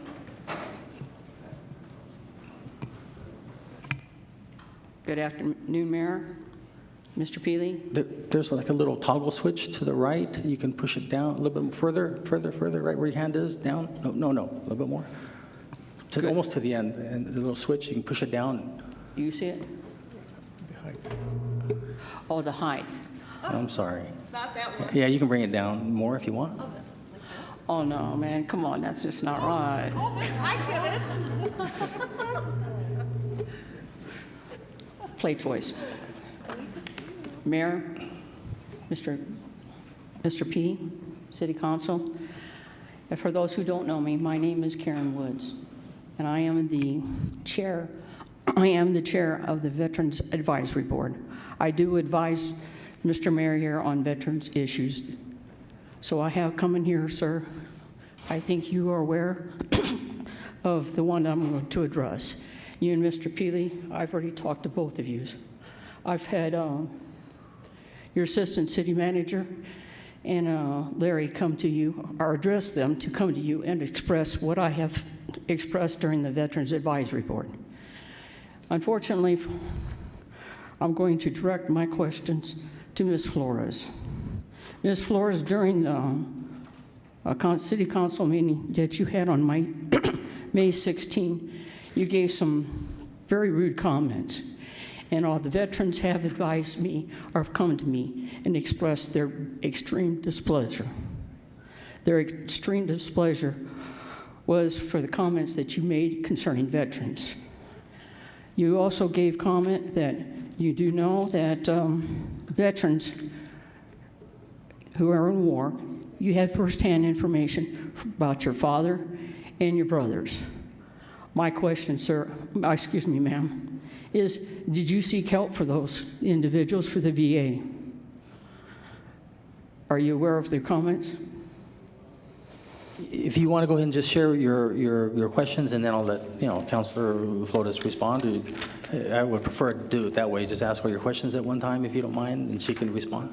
Okay, well, she gave comment about that, and gave comment that she did not believe that veterans who had combat experience should be on the Las Cruces Police Department. And if I may, Mr. Mayor, Ms. Gaines, there was a quote, and the quote in the my name newspaper. is Ms. Woods. Excuse me, Ms. Woods. I was looking at Carol. I'm sorry.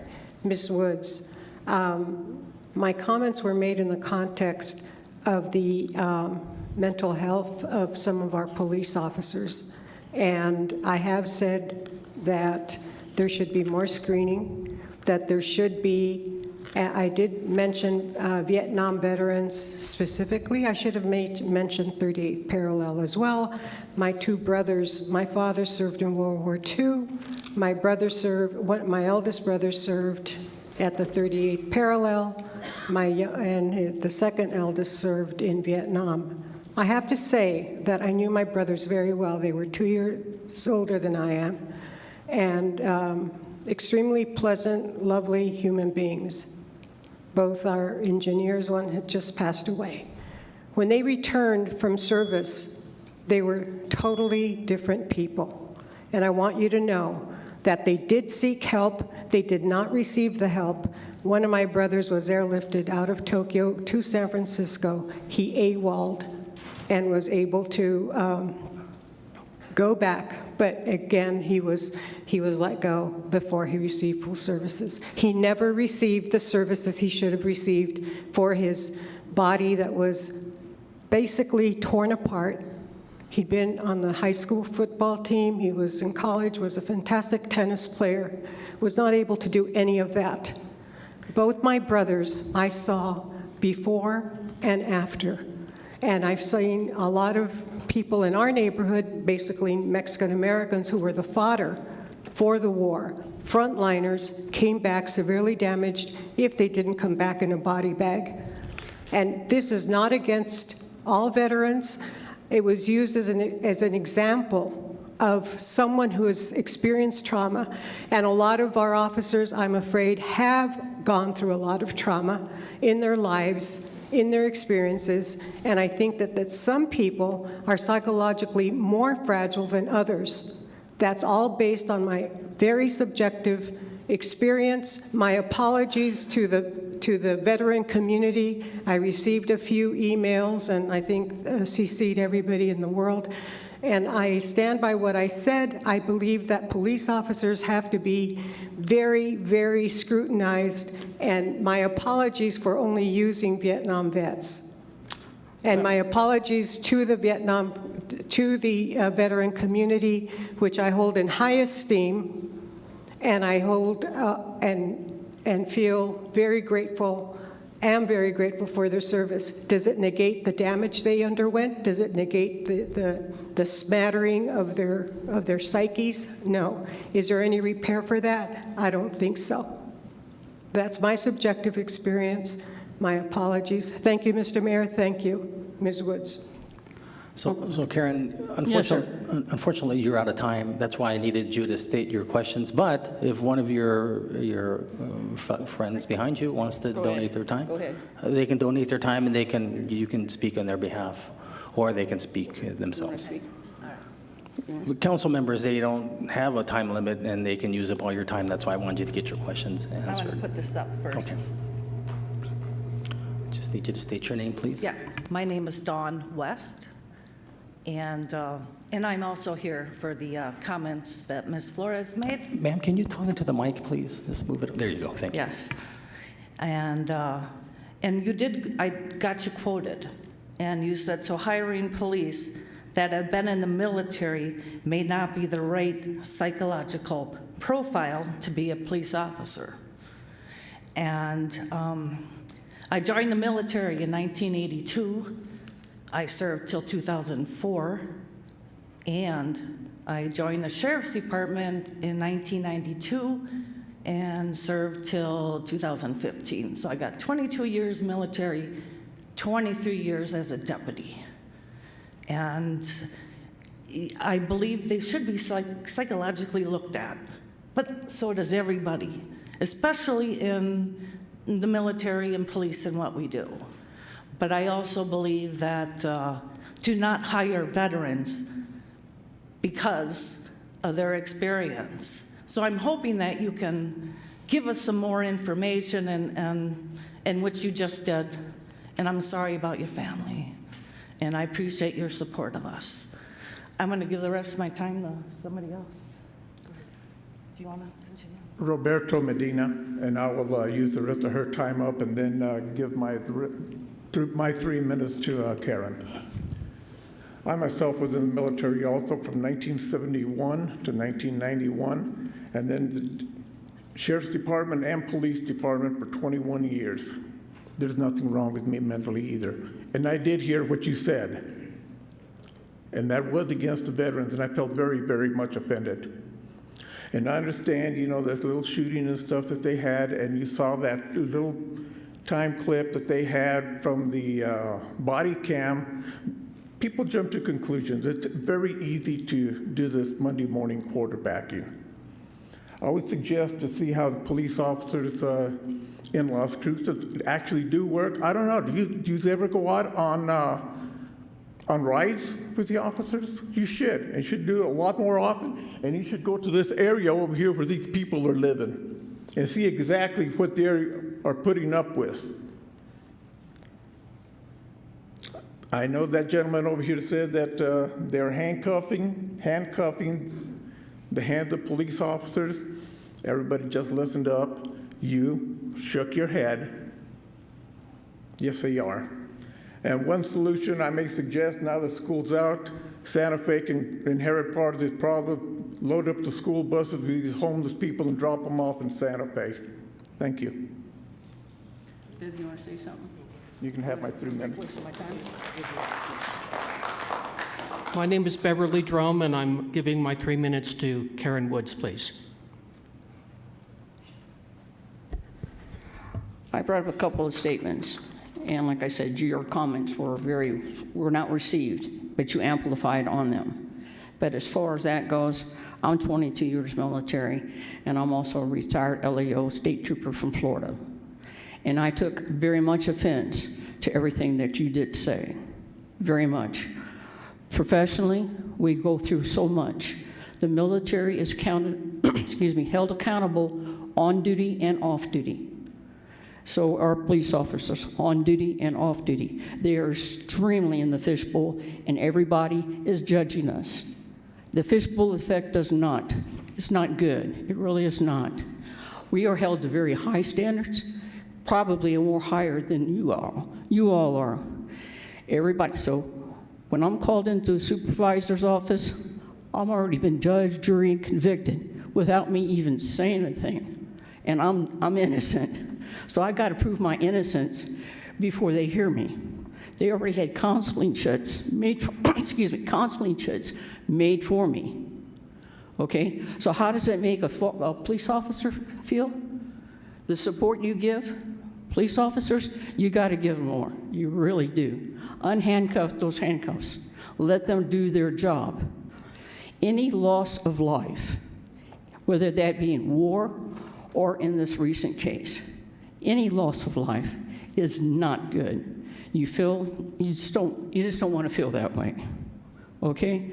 But you walk into a situation, which that officer did, he acted very appropriate in my books. But again, I do not know, because all I saw was the body cam. So thank you very much, Chief, for what you guys do. And as a former law enforcement officer myself, I don't see how you can handle it any better, okay?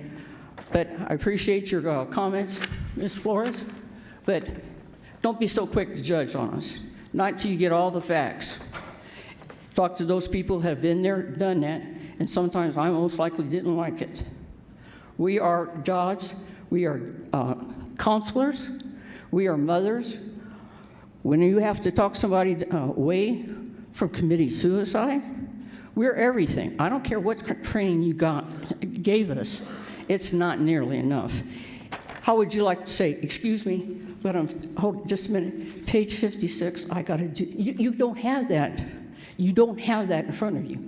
You gotta make a judgment call right then and there. And you pray to God that it's the right one for no loss of life. And by the way, you do not unholster that weapon at all until you plan to use it. Do you want 3 more? Because I think you had 3 more coming. Or you Oh, don't. I have 3 more coming? Yeah. Wow. No, I think I stressed my point. It really is. But until you walked a mile in that officer's shoes, you can go as you are. That's fine. Okay? But they will recognize you. When you walk up into that neighborhood, which was just described, they don't care who you are. Mayor, you attested to that. They're damaging your buildings. They're damaging your buildings. Your windows, they're breaking. They don't care who you are. They really don't. But you rely on these guys here to come and take action. You are handcuffed, Mayor. You're really handcuffed. Because like you said, the judges are letting them out. So what's the answer? I agree with the public. Let's keep arresting them. I don't care if it's 20 times, but you're building your case. You really are. Because unfortunately, you build too much, you are going to respond to a loss of life. I don't care. It's just inevitable to happen. So let us not be too quick to judge, folks. Thank you, Mayor, and thank you for your time. Thank you.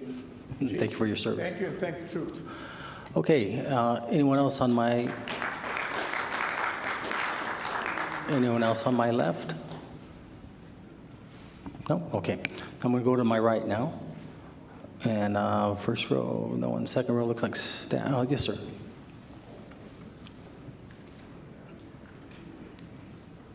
Just need you to state your name, please. give this to the city clerk. Okay.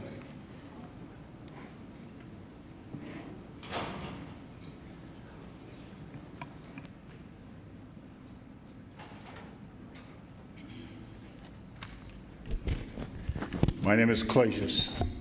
I live over on Jane Lane. I'm sorry, sir. What was your name again? Clacius. Clacius, okay. I live over in Jane Lane, Congressperson Condato's district.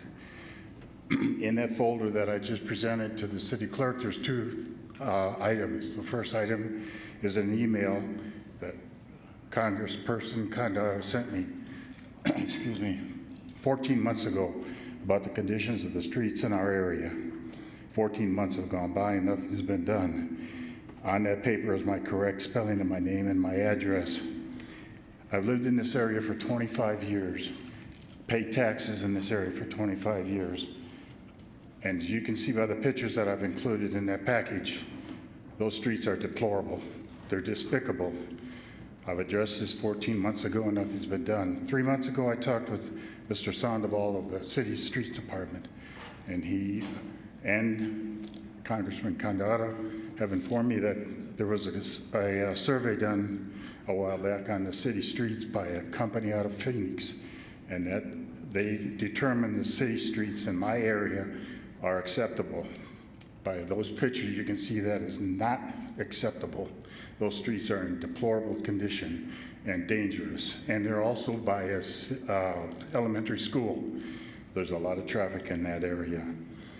I tried to prove my point to Councilman Condorado, and it has gone unheard of. The survey that they did was inaccurate and bogus because those streets are not acceptable. I get the term our budget. My question is why can they throw a bunch of rocks along Spruce Street for no reason, but they cannot fix the streets in my area? Granted, what I'm bringing to you now is not as significant as this homeless problem, but it's still a significant problem to us in this area that we've lived in for over 25 years, paid taxes in for 25 years, and have been ignored. Those streets are deplorable, and there's no reason at all why funding cannot be allocated to repair those streets. Granted, this problem is not as significant as the homeless, but it's still something that can be solved with funding. And I pay taxes for 25 years, and I've seen nothing done.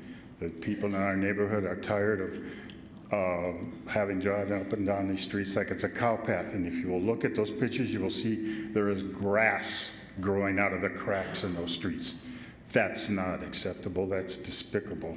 So I request that something be looked into and that the money allocated to repair the streets in our area. That's all. Thank you, Mr. Clashes. I know, I'm sure Mayor Pro Tem is working on it, but it's possible, and she is correct.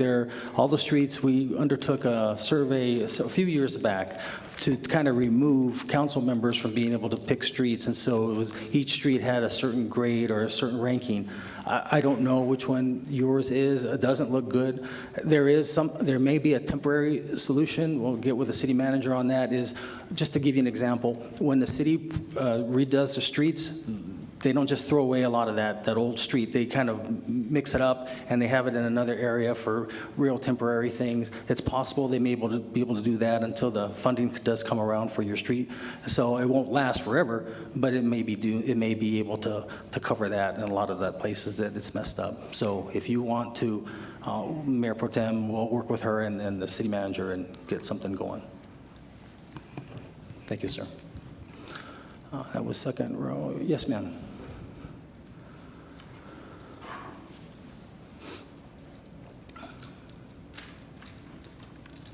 You didn't speak earlier, did you?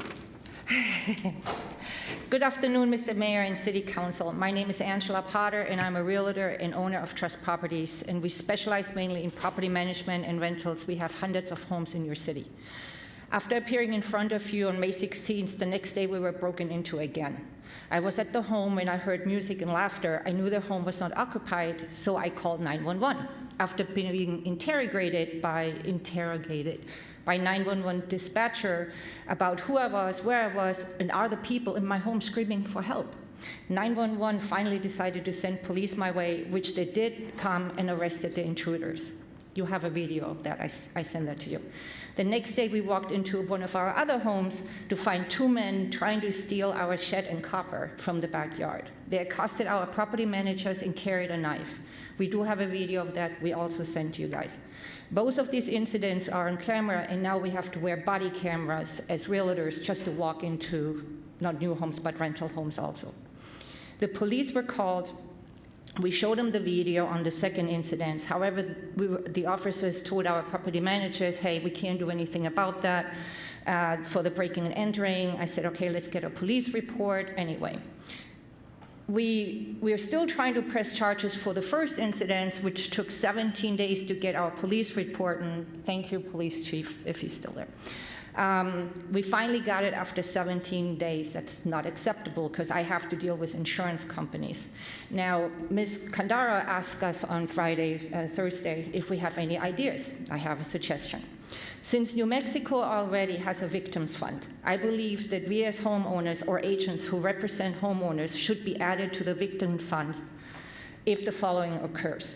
The person who did the breaking and entering or destruction of property has a previous criminal record and is a repeat offender and is out on personal guarantee.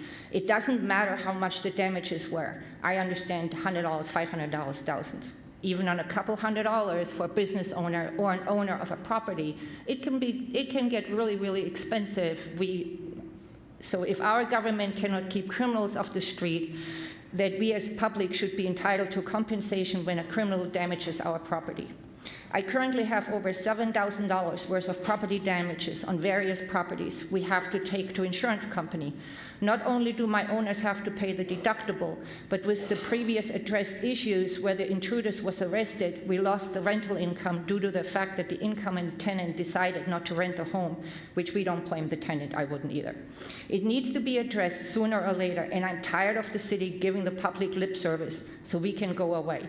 We will not go away, and we want a solution of that problem or monetary compensation to cover the damages done by those who were caught and released. Thanks. Thank you, Angela. That was third row. Anyone else? Yes, ma'am.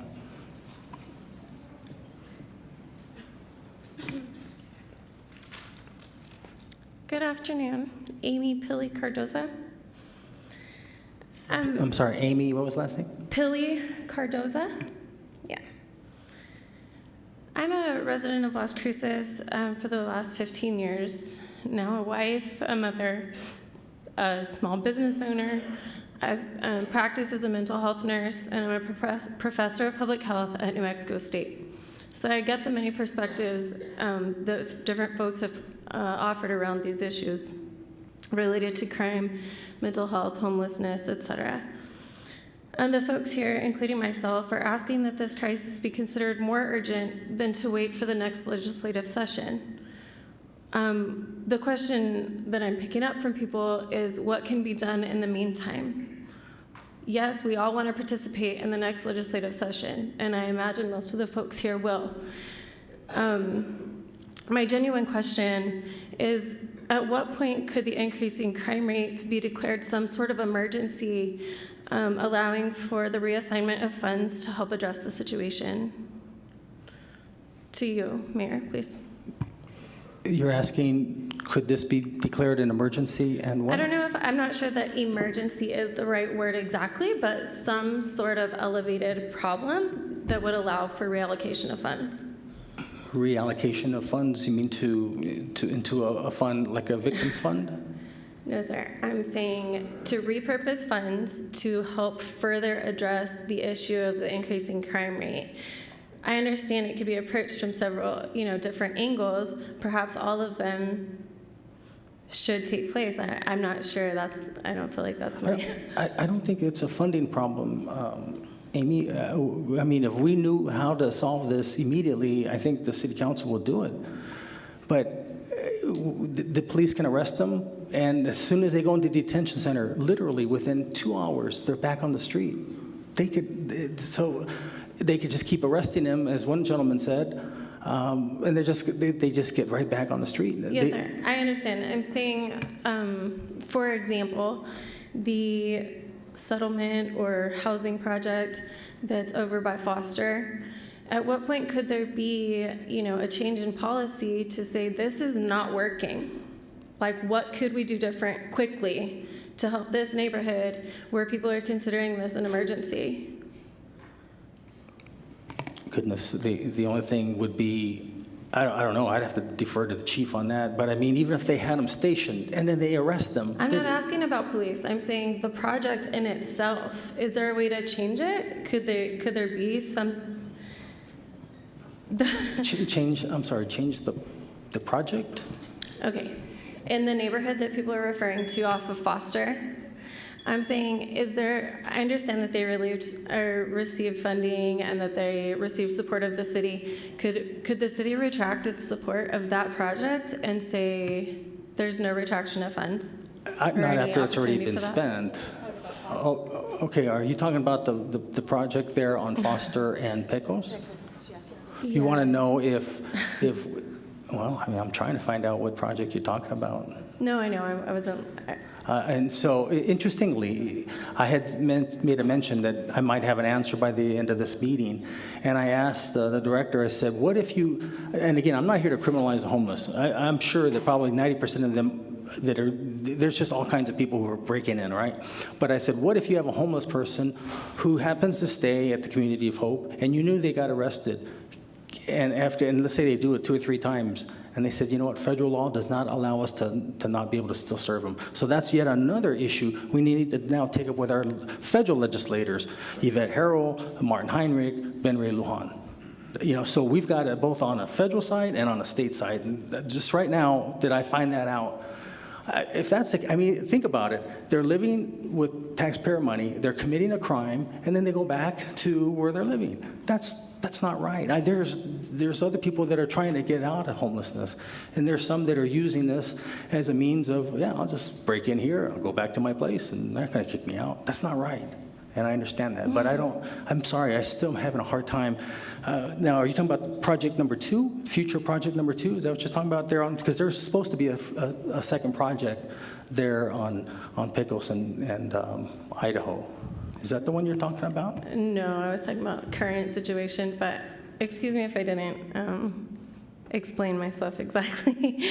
I meant overall as well, the problem of crime. Say, for example, for Homebuilders. I just am frustrated, I guess, along with everybody else, about the need or the, I guess, essential process to just wait until the legislative session, when in the meantime it doesn't feel like there's any. Then what's being done exactly, like currently? Counselor, please, yes, if you're asking me. Again, as I mentioned to you, we can have police patrol, they can arrest, and they're just right back on the street. Well, she said nobody's waiting. Oh, I'm but sorry. Like, what is happening right now, I think, is the question that everybody's frustrated by or wondering. I gave 2 hours of solutions that we're doing currently, ma'am. We have numerous projects and programs that are being put, the millions of dollars that we put in that campus where Community of Hope is. We have housing projects that are coming up. We have programs such as Joanna County Resilience Leaders Behavioral. All this stuff, if you want, again, to reduce crime, it's reduce poverty. There's ARPA funding that's coming down the pike that's going to be given to a lot of our nonprofits to help these issues. Understand, I'm in it with you. I said very specifically the issues in my neighborhood that have been occurring, very similarly to the ones that are happening on Pecos. So, I mean, if I had the answer right now, I promise you I would, and council would do what they need to do. If you're frustrated, I'm frustrated too. Mayor Pro Tem, the city manager wanted to jump in real quick. Yes, Sifo. Thank you, Mayor. Thank you, Mayor and council and the public Normally, I don't really have much time in this meeting. As a non-elected official, I have a time at the end of the meeting. This isn't my meeting, so I usually don't comment. But I've asked the mayor if I can make a few comments. And ma'am, I don't mean to have you stand there. I'm going to address maybe some I'll issues. excuse myself. Thank you. Okay. In our city government, there's really only one employee that the council has, and that's the city manager. And when you start talking about what we're doing from an administrative standpoint, if I'm going to be honest, this is where it lies. And so I would welcome anybody. I welcome anyone the opportunity to sit down and talk about what we're doing administratively. Now, when we talk about policy, I can tell you there's no policy that's handcuffing me or my police from our council. If I can speak to specifically what we're doing now is we're ramping up. And one thing I did want to mention before I go into that, our city attorney leaned over to me, and actually I wasn't here when this happened with the bail reform, but to remind me that this was brought up by legislators, but this was actually a constitutional amendment by voters. And so the state of New Mexico voted 82%, 87% to 12% for this bail reform back in 2016. And so this is a problem that has been created by everyone. And again, I'm not coming here trying to play Monday quarterback myself, but I will tell you that's what's handcuffing our police department. And so what we're doing currently is we're ramping up.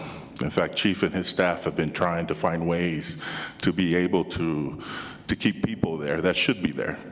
And one thing that we're starting to talk about in our staff, between Chief and I, and even with my staff, is to separate the conversation of crime and homelessness. They're two different issues. Homelessness should be handled. There's tons of variables that go into that. But I know the majority of people are here to express concerns over crime. And when we talk about crime, there are some things that we do. When I say we, I'm putting myself and LCPD, police chief and I, the discussions that we have, that's where we focus. We don't focus on homelessness. If somebody commits a crime and just so happens to be homeless, it doesn't matter where they live to us, right? And so this is a crime issue, not a homelessness issue.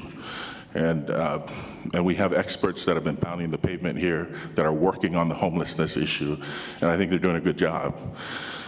But it's an issue that's throughout the whole country when we talk about homelessness. But when we talk about crime, LCPD is ramping up. There's some things we talked about identifying the repeat offenders, and actually going to, Chief has had conversations with the detention center, trying to get them to work within the law, as Mayor said, work within the parameters that we've been handcuffed by the people of New Mexico to be able to do this. Requesting warrants. Now, if they have a warrant out, we're able to take them to the detention center on a warrant issue. The other thing when we talk about repeat offenders, we found that there was four repeat offenders that accounted for over 77 criminal citations within the past year. And so we've identified, that's what we're doing, these things that we don't like to publicize, we don't like to talk much about, but there are things that are going on. But I do want to say there is a misunderstanding as to resources and policy and what administratively we're here to do. But I can say there's nothing that's handcuffing us besides that bail reform.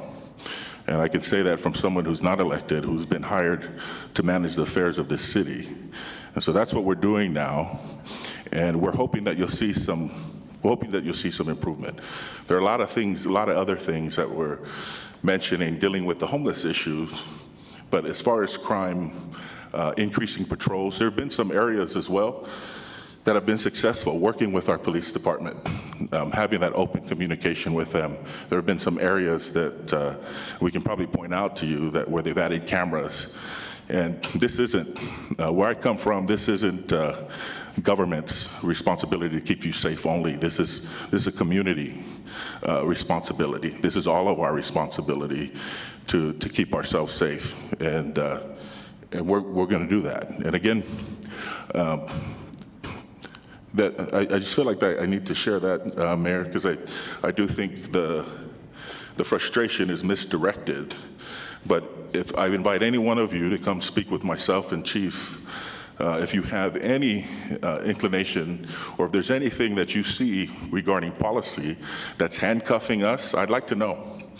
I'd like you to sit down with us and let us know. And because everything we've brought forward to our council has been approved, and so we are constantly trying to improve, making it better for our police officers. We want them to be successful. We want our city to be successful as well. Mayor, there's a hand back there. I'm not sure if. Yeah, no, we're not going to. Maybe we could talk after. Yeah, sure. Yeah. So what I'm going to do is I've been asked that we go ahead and change this part as council comments, because we've had more than, usually I'll respond, but once we start involving more council members, we're off topic. So if that's okay, did you need a vote for this to change? You do? Okay, so I'll need a motion second to change basically what we're having here to city council reports and comments. So moved. Second by Flores. Motion made by Councilor Abeyta, second by Councilor Flores. Christine? This is on the motion to suspend the rules to have council comments. Councilor Abeyta? Yes. Councilor Graham? Yes. Councilor Bencomo? Yes. Councilor Coran? Yes. Councilor Flores? Yes. Councilor Gondara? Yes. Mayor? Yes. Okay, so we're back in, and did someone have, was there someone who wanted to speak, say something? Yes, Councilor Abeyta. Thank you, Mayor. I do want to bring up, as was brought up a lot about policy, one of the items that I do sit on is for the Municipal League as well, and I just came back from a annual meeting, and one of the topics that we came up on is our policy meeting will be on June 25th. As you know, we have 2 spots available for us to show up to the Municipal League, and so this is one of the topics that I think should be brought up for us as a municipality during the policy time. We can also see if other municipalities are having similar issues, and we can strategize if this is a topic that the Municipal League will agree to elevate to our legislators. Thank you, Councilor Abeyta. I know, like I said, City of Albuquerque would definitely be happy to join in. Yes, and then the second portion, and it is fairly relevant as well, because there's asked on what are we doing at this moment. I know that Mayor Pro Tem Gondra asked about, or talked about Lift Up Las Cruces on breaking patterns so we don't end up in the same cycles again. And I just came back from DC 2 weeks ago, and this is one of the major projects that we talked about to try to lift up these communities that are experiencing more crime in those areas and need other changes. And so we brought it up to Senator Lujan, we brought it up to Senator Heinrich, and I do want to thank Mr. Andy Hume and Amy Basford for their work on these projects so that we can break those cycles. So these are some of the items that are done often behind the scenes that don't get a lot of coverage, but are happening. Thank you, Mayor. Thank you. Councilor Bencomo? Thanks, Mayor. I just want to say I'm sad they left, that I was glad that all those stories were through the iPad, that folks who live in that community, folks who, who live in that community. I appreciate those stories, and they're heavy, and I take them very seriously. Just like I do within my own district, down El Paseo, down West Picacho. I've had many meetings with folks, a deep understanding of the current situation with our staff, with Community of Hope. So that was great. With some of the other comments that I heard here today, frankly, I'm hearing a lot of politics. And that's frustrating because this is a complex issue that requires complex solutions. We're talking about human beings. We're talking about when folks say, put them on a bus and send them somewhere else, I just want to repeat that back to you because it sounds so awful. You are taking people's autonomy away. That is the suggestion, is to take people's autonomy away. And in this moment, this council is, and with our staff, our incredibly talented staff, we are working on a lot of things. And yes, they do feel reactive because the problem is complex. But I heard a lot of politics and not a lot of actual recommendations. If the Homebuilders Association, if you all have policy recommendations, I want to hear them. None of you have reached out to me. I didn't get an invite. I also heard about the meeting the day before.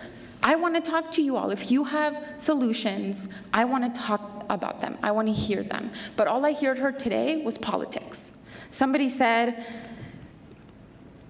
this isn't about homelessness, this isn't about crime, this isn't about mental health, this is about policy. I disagree. This is about homelessness, this is about crime, this is about mental health and the ways in which we are and are not funding them. And Mayor Pro Tem is right. If we want to get serious about crime, we have to get serious about poverty. And this requires a multi-pronged approach. We are engaging with the faith community right now. On the way here, I heard an incredible story out of Chicago on how the faith community is engaging with folks on the street, and that is exactly what we're working on right now, to increase street outreach teams so that folks are being engaged with and are being invited into services that they may not know they even have access to. For the folks that might not be there, yeah, that's hard. And I want you to know that I take very seriously that you are experiencing property crime and that your employees are scared to go out into their cars. That is very real and very true to me. And I love the idea of perhaps we finally can establish a couple MRAs and establish actual blighted areas so that perhaps we can have a small business funding source to support folks who are struggling. That is an excellent idea. But I heard very little policy solutions and a lot of politics today. And I am right now telling you that my door is completely open and I want to work with you and I want to work with the folks who live on South Solano and on El Paseo and West Picacho, and I am engaging with those folks to do exactly that. I'm sorry, we can't take comments from outside without a microphone, but I'll invite you up here. Thank you for the invitation. But I am serious. I can also meet with you one-to-one as a group. If you have policy solutions, bring them forward. I want to hear them. I want to work with you. This is a challenging situation. There is no denying that. There is no easy ban plastic bags solution. This isn't comparable. This is apples and oranges, apples and rocks, frankly. And we have to work together to figure out how our community, every single person in our community is safe and has the resources they need, including businesses, homeowners, our unhoused neighbors, folks who are experiencing such trauma that they're the folks most in the margins. And you're asking us to close down Desert Hope. What is that going to do? Displace more people. We can't sit here and say we don't want to see homelessness and then in the same breath say we don't want to see housing for homelessness. That doesn't make sense. Is Desert Hope, can that situation be improved? Very much so. And we see a community of hope and the Housing Authority working on it. Counselor, if you want to invite a person or two up here to answer you, but again, we can't. No, really you know what? This is difficult because obviously we changed the rules to be able to engage with folks now. And I am so thankful people come here and people speak to us when they may not have the ability to reach out to us individually. But I get nasty emails from folks. I get nasty texts from folks. And you came here today and you spoke your mind and now we changed the rules, and I'd appreciate it if you would allow me to speak my truth. And that's all I'm doing. Honestly, sometimes I would really like to work with you. and folks down West Bacacho and folks down El Paseo. This is a complicated situation. That's what I will say. I think we are working on many things that are moving forward, and we have to think boldly and take initiative on things that might feel risky and be courageous about it and have courageous conversations and have difficult conversations. But we all live in this community, we all deeply love this community, and we all want to see it thrive. I want to see every single person in this community have the opportunity to be able to thrive.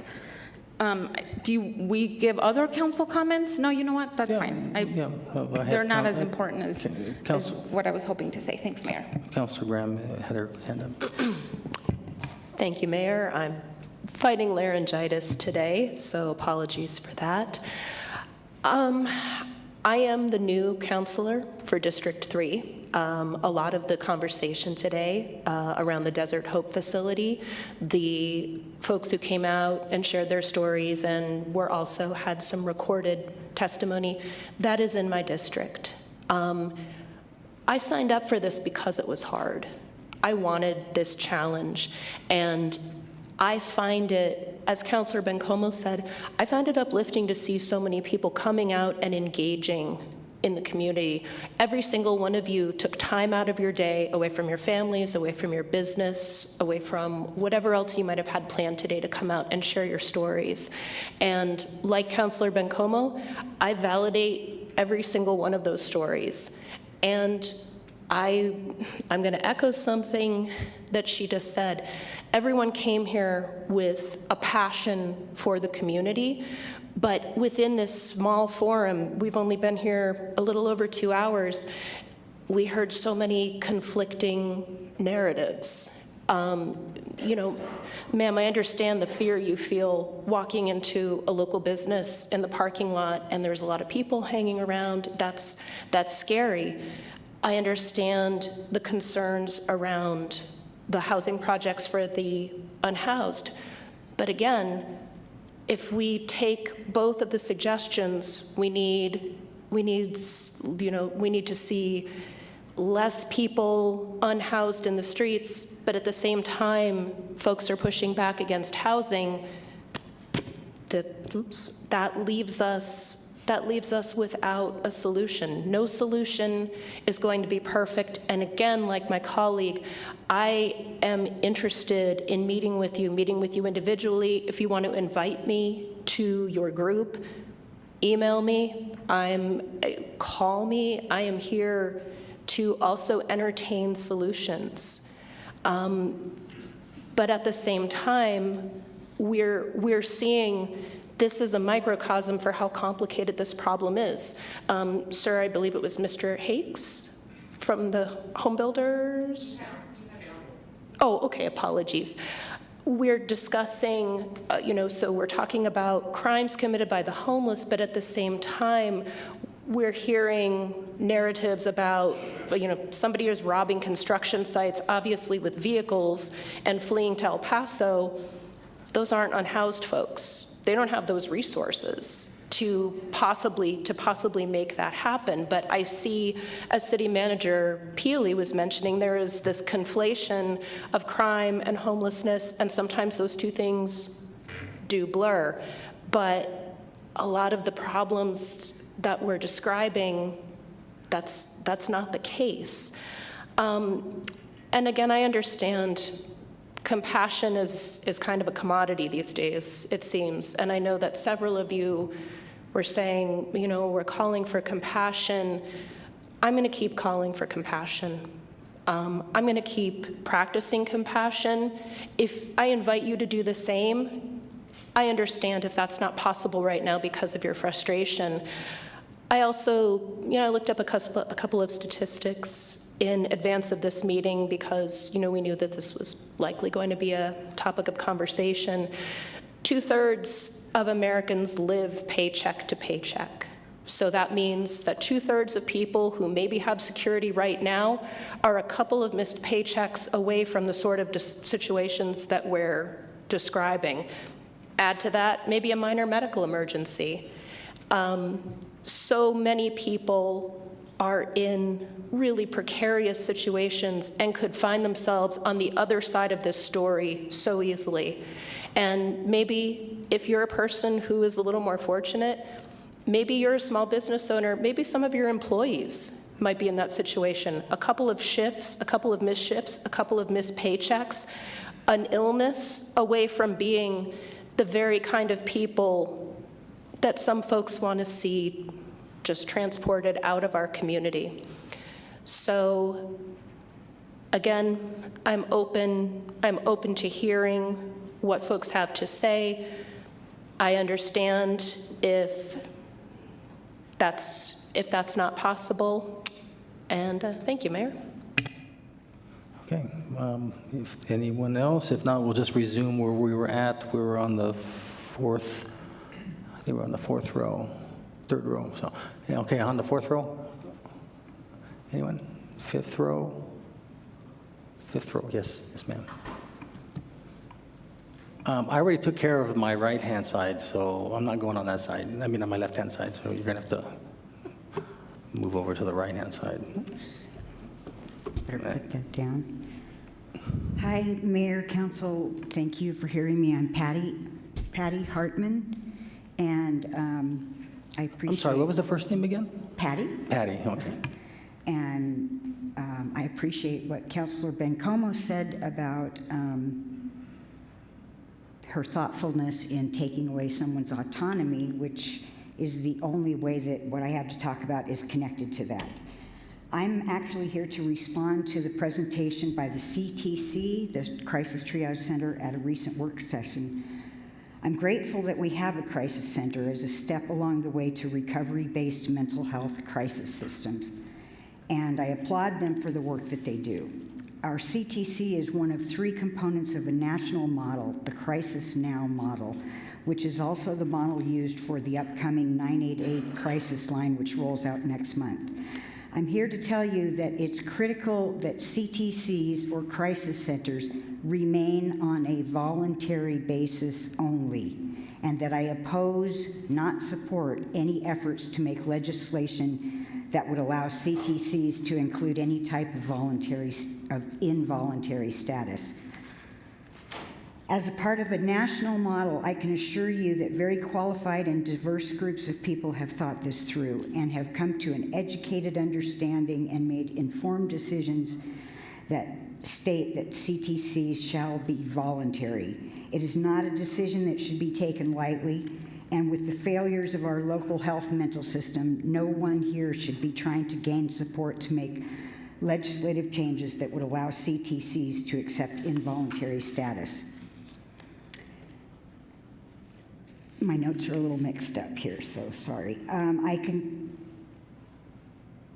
tell you right now that involuntary holds and forced treatment means that patient rights will be violated at every step, and statutory requirements that it actually exist to protect people from harm are routinely ignored. People like me would never trust a CTC that allows for involuntary status. CTCs use a recovery approach, as they said, which is about empowerment and individual responsibility for choices about the care they need and that they're willing to accept, and so any forced detention or treatment of any kind are the antithesis of a recovery-based approach. It's important to recognize that recovery in terms of mental health is real. It's possible.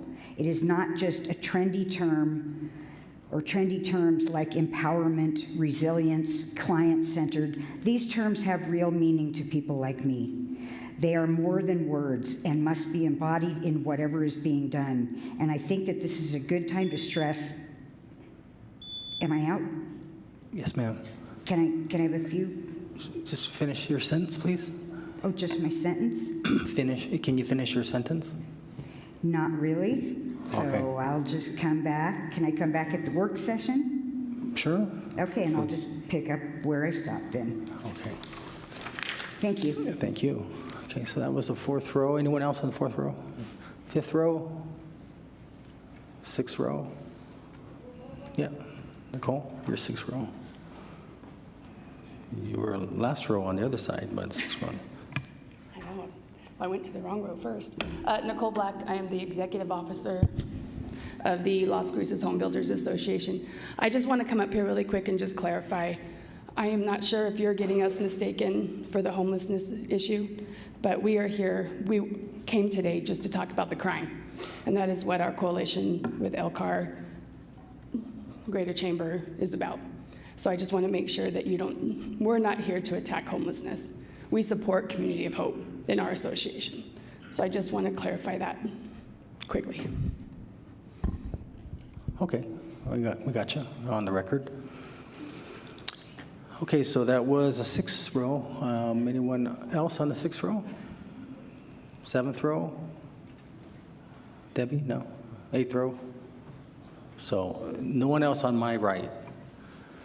Okay, well, thank you very much for coming here today. I know this is, as was mentioned, it was, we don't get a chance to have literally our bosses. You're the ones who approve our temporary contracts every 4 years, come in here and speak to us. So thank you very much for that. Okay,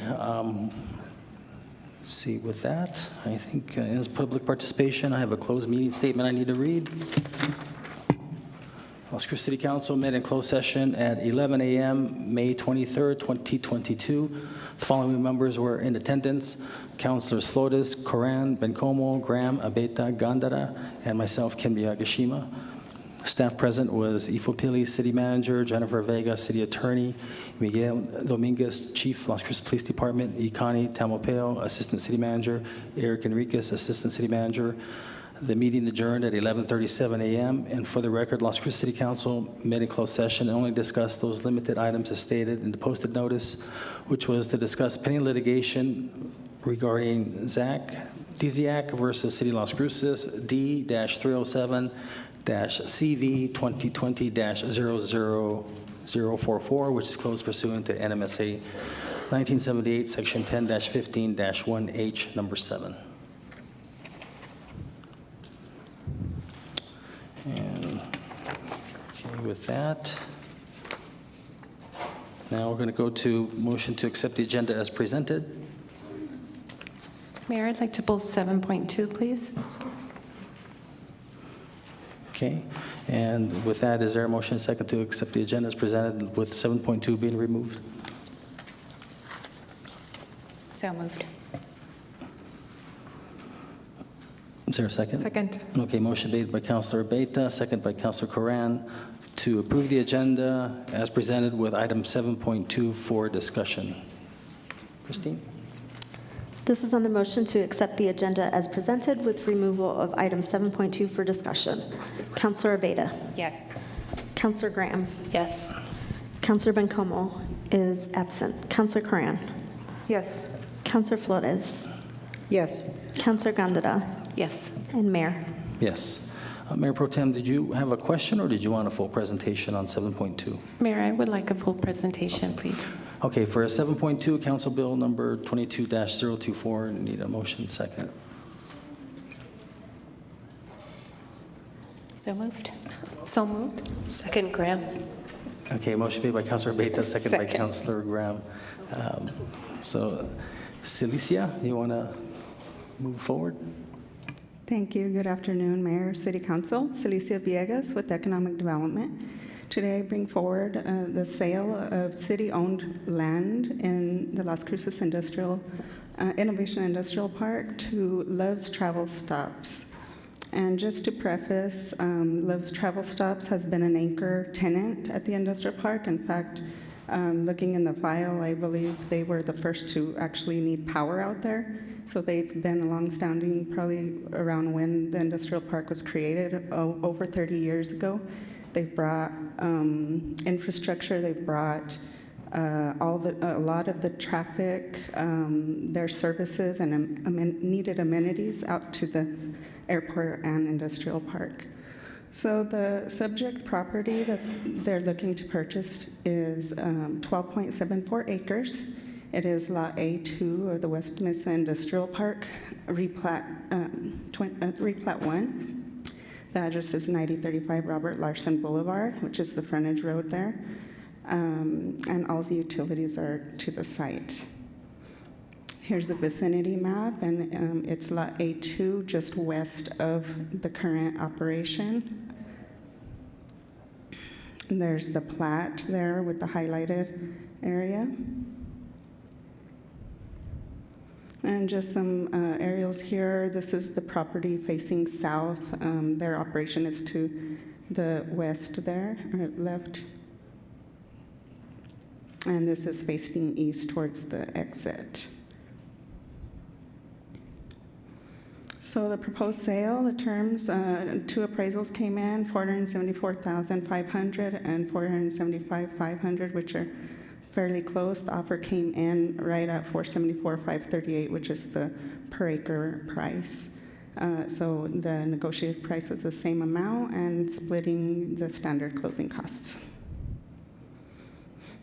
Some of the benefits, this does align with all the strategic plans goals of the city, economic development, and Elevate Las Cruces. 50% of this sales proceeds will go to the Affordable Housing Trust Fund. It is a goal for the city-owned parcels out there to be absorbed for development and productive use.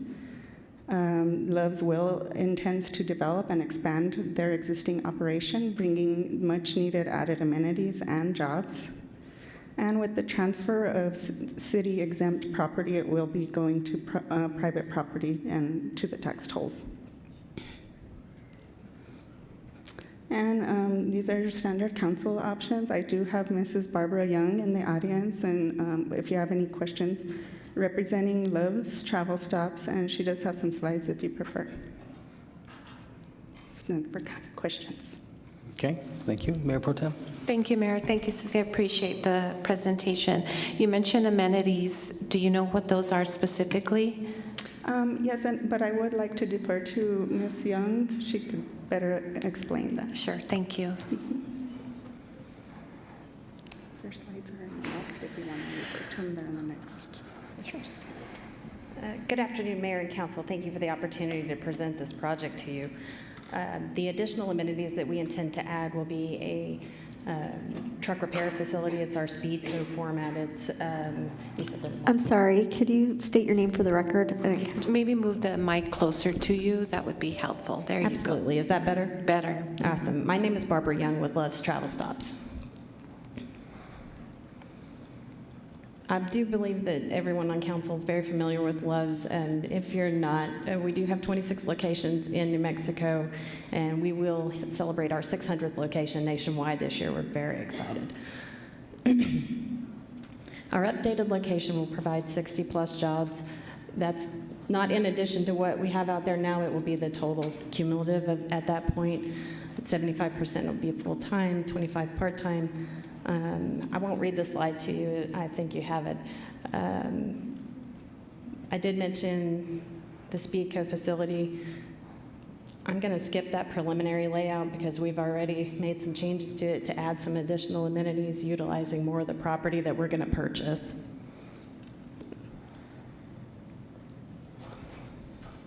So this is one of our upgraded facilities. It has very similar to what we're intending to propose here with a new drive-through format food tenant, which has not yet been decided, but our new format building. So we'll completely raise the entire site. So we add jobs both in the food concept, in the store with its growth, and in the Speedco. And a dog park, because we like our puppies.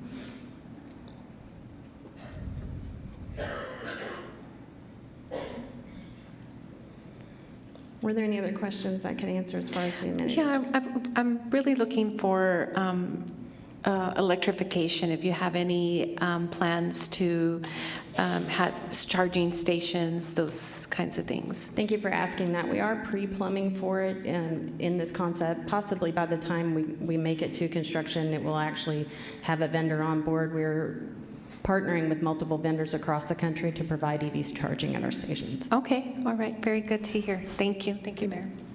Great. Anyone else? Members of the public? Ain't seen none. Christine? This is on the motion to approve ordinance 3002. Councilor Beta? Yes. Councilor Graham? is absent. Counselor Bencomo? Yes. Counselor Coran? Yes. Counselor Flores? Yes. Counselor Gondara? Yes. Mayor? Yes. Okay, so now we're going to go to 8.1, which is a public hearing. So it's 319 public hearing is now on.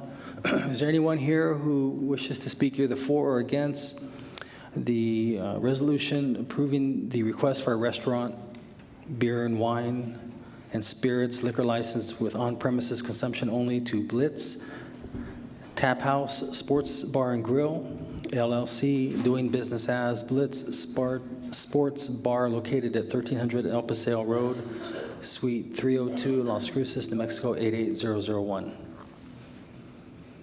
Okay, seeing none, it's 3:20 p.m. Public hearing is now closed. So I will entertain a motion and second to adopt resolution number 22-144. So moved by Flores. Second. Abeta. Motion made by Councilor Flores, second by Councilor Abeta. Christine? This is on the motion to approve Resolution 22-144. Counselor Abeta? Yes. Counselor Graham is absent. Counselor Bencomo? Yes. Counselor Coran? Yes. Counselor Flores? Yes. Counselor Gondara? Yes. And Mayor? Yes. Okay, item 8.2, resolution 22-145. Need a motion second. So moved. Abeta. Second by Flores. Motion made by Councilor Abeta, second by Councilor Flores, and Jan Lauterbach will present. Good afternoon, Mayor, members of council. Jan Lauterbach with the Economic Development Department. The resolution before you is for an approval of a Community Development Block Grant, or CDBG agreement, between the city and Mesilla Valley Habitat for Humanity for the purchase of vacant land for affordable housing development. CDBG funds are funds that the city, it's federal funding that the city receives from the Department of Housing and Urban Development. And through our 2021 and 2025 consolidated plan and the corresponding 2020 and 2021 action plans, City Council approved funding, CDBG funding allocations to Habitat for vacant land purchases. With the approval of this resolution, we'll be using $82,500 in CDBG funding for the purchase of 3 lots in the Metro Central Phase 1 subdivision. Habitat will construct single-family homes to be sold to households working through Habitat's homeownership program, and the households will be income qualified, earning less than 80% of area median income as defined by HUD. CDBG funding provided for the land purchase will provide for a direct reduction in the sales price to the households, and the city will file a land use restriction agreement against each parcel. There's a vicinity map. 2 of the homes will be located on McGuffey. Actually, it's Kaleidoscope, or the address is right here in the corner lots. And then 1 is on Caspian Road. You'll see Sonoma Ranch Road to the west, the big major thoroughfares, and then McGuffey to the east. And this vicinity is located north of the Engler/Thurman kind of area. And with that, we have your standard council options, and I'll stand for questions. Thanks, Jan. Councilor Coran? Oh, I'm sorry, Councilor Flores. Thank you, Mayor, and thank you, Jan. Thank you, Ms. Lauterbach. Would you please go back to slide 3, excuse me, 2, yeah. 2. Maybe, yes. So the households earning less than 80% area median income are the homeowners, the potential prospective homeowners? Is that what that is? I'm trying to figure out, I mean, because it starts out with CDBG funds for land acquisition, and then it goes into what they are, and then household earnings. So that's what that would be the qualification. Yes, Mayor and Councilor Forrest, that's a qualification. Once the homes are being built, Habitat will go under contract with them to households earning 80% or less in area median income. And then, so apropos of that, what is 80% of the median income? And would you take a specific geographical area within the city of Las Cruces, which would differ very much from, from district to district, as you know? So what do you do? Do you take an average and then take 80% of that average income throughout the city or the state or the United States? It's for the Las Cruces area, and Mayor and Councilor Flores, the income level is determined by HUD for the city of Las Cruces. And do you know what HUD uses to determine what the income is? Because there's different ways of assessing what the income is. Mayor and Councilor Flores, HUD has formulas that they use. I don't know the exact formulas that HUD determines, but they put out charts every year for that. Okay, because the area that these are being developed in are homes that are probably selling for at least $200,000, correct? Generally? Mayor and Councilor Flores, not so correct, as they're being built by Habitat. No, Habitat. the area that they're surrounding is, I'm just wondering who would qualify for these homes, those 3 homes in an area that I would imagine that's your district, Councilor Coran, and those homes, I would say, run no less than $200,000.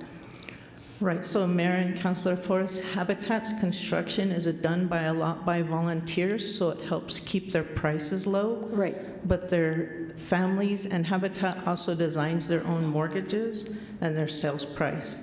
So the Habitat works with the households and gets them income qualified first. They can afford the homes they're buying. Great. Thank you so much. That's what I wanted to, in a roundabout way. Thank you so much, Jan. Thank you, Mr. Mayor. Councilor Coran, did you have a question? No. No. Anyone else? Okay, seeing none, how about members of the public? Okay, with that, Christine? This is on the motion to approve Resolution 22-145. Councilor Beta? Yes. Councilor Graham? Yes. Councilor Bencomo? Yes. Councilor Coran? Yes. Councilor Flores? Yes. Councilor Gondara? Yes. Mayor? Yes. Okay, item 8.3, Resolution 22-146. Need a motion second. Motion to approve. Second. Motion made by Councilor Bencomo, second by Councilor Beta. Chief Jason Smith, Las Cruces Fire Department, will be presenting.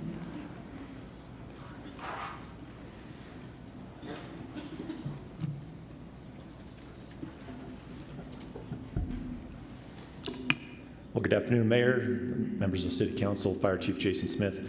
Also on the line, I believe, is James Edison, one of the principal partners for Wilden Financial, who are doing the study and proposing.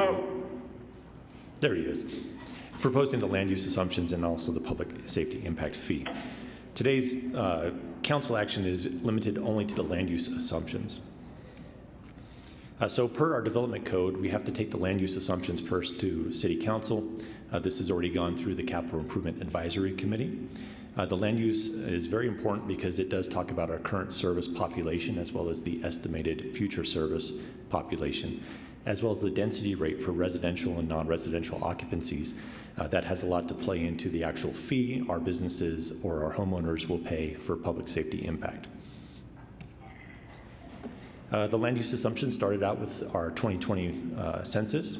It also incorporates Elevate Las Cruces comprehensive plan, looking at a population increase of 1.2% annually and a workforce increase of 0.7% every year. They use the data from the U.S. Census Bureau as well as on the map.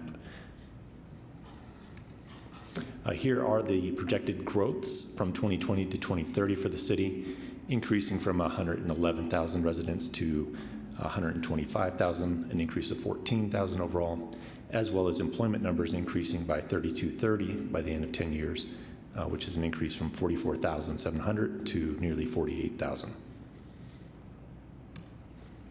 The residential occupant density was also how we determined the demand for public service, public safety service through calls.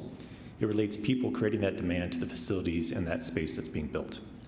Wilden used the starting point of our current existing categories in the public safety impact fee. These are the square footage range for residential as well as the different commercial types that could be built in our city. They used factors derived from the American Community Survey as far as number of people living in 1, 2, 3-bedroom homes, as well as travel data for commercial, and they used city building permit. One of the first charts you'll see in the attachment that was in your packet is Table 3 that discusses the persons per dwelling unit on a square foot range. They used two different calculations to get to this point. They used the persons per dwelling unit. This is how many people live in a 3-bedroom house, how many live in a 4-bedroom house, and they looked at the average square footage size of those homes. They put that into an equation and a curve on a graph, and that's how they ended up with these ranges here. This matches the current existing public safety impact fee for the square footage range of residential structures. Now, the 0.63 seems like a weird number. That's because it incorporates vacancies, and it's also because they put it into an equation that just mapped it out on an XY axis. So it kind of averaged that out. Non-residential occupant density, they used employees as a proxy for how much demand non-residential buildings will actually generate. This is calculated off of the employees and the land use type. They used the Institute of Transportation Engineers Trip Generation Manual, which sounds nothing like Firefighter 101 to me. And they used land use assumptions and the density of employees to relate non-residential business development. So they kind of used those numbers of how many employees work at certain business types, and they said this is how many employees would be there per 1,000 square feet and how much demand that would generate.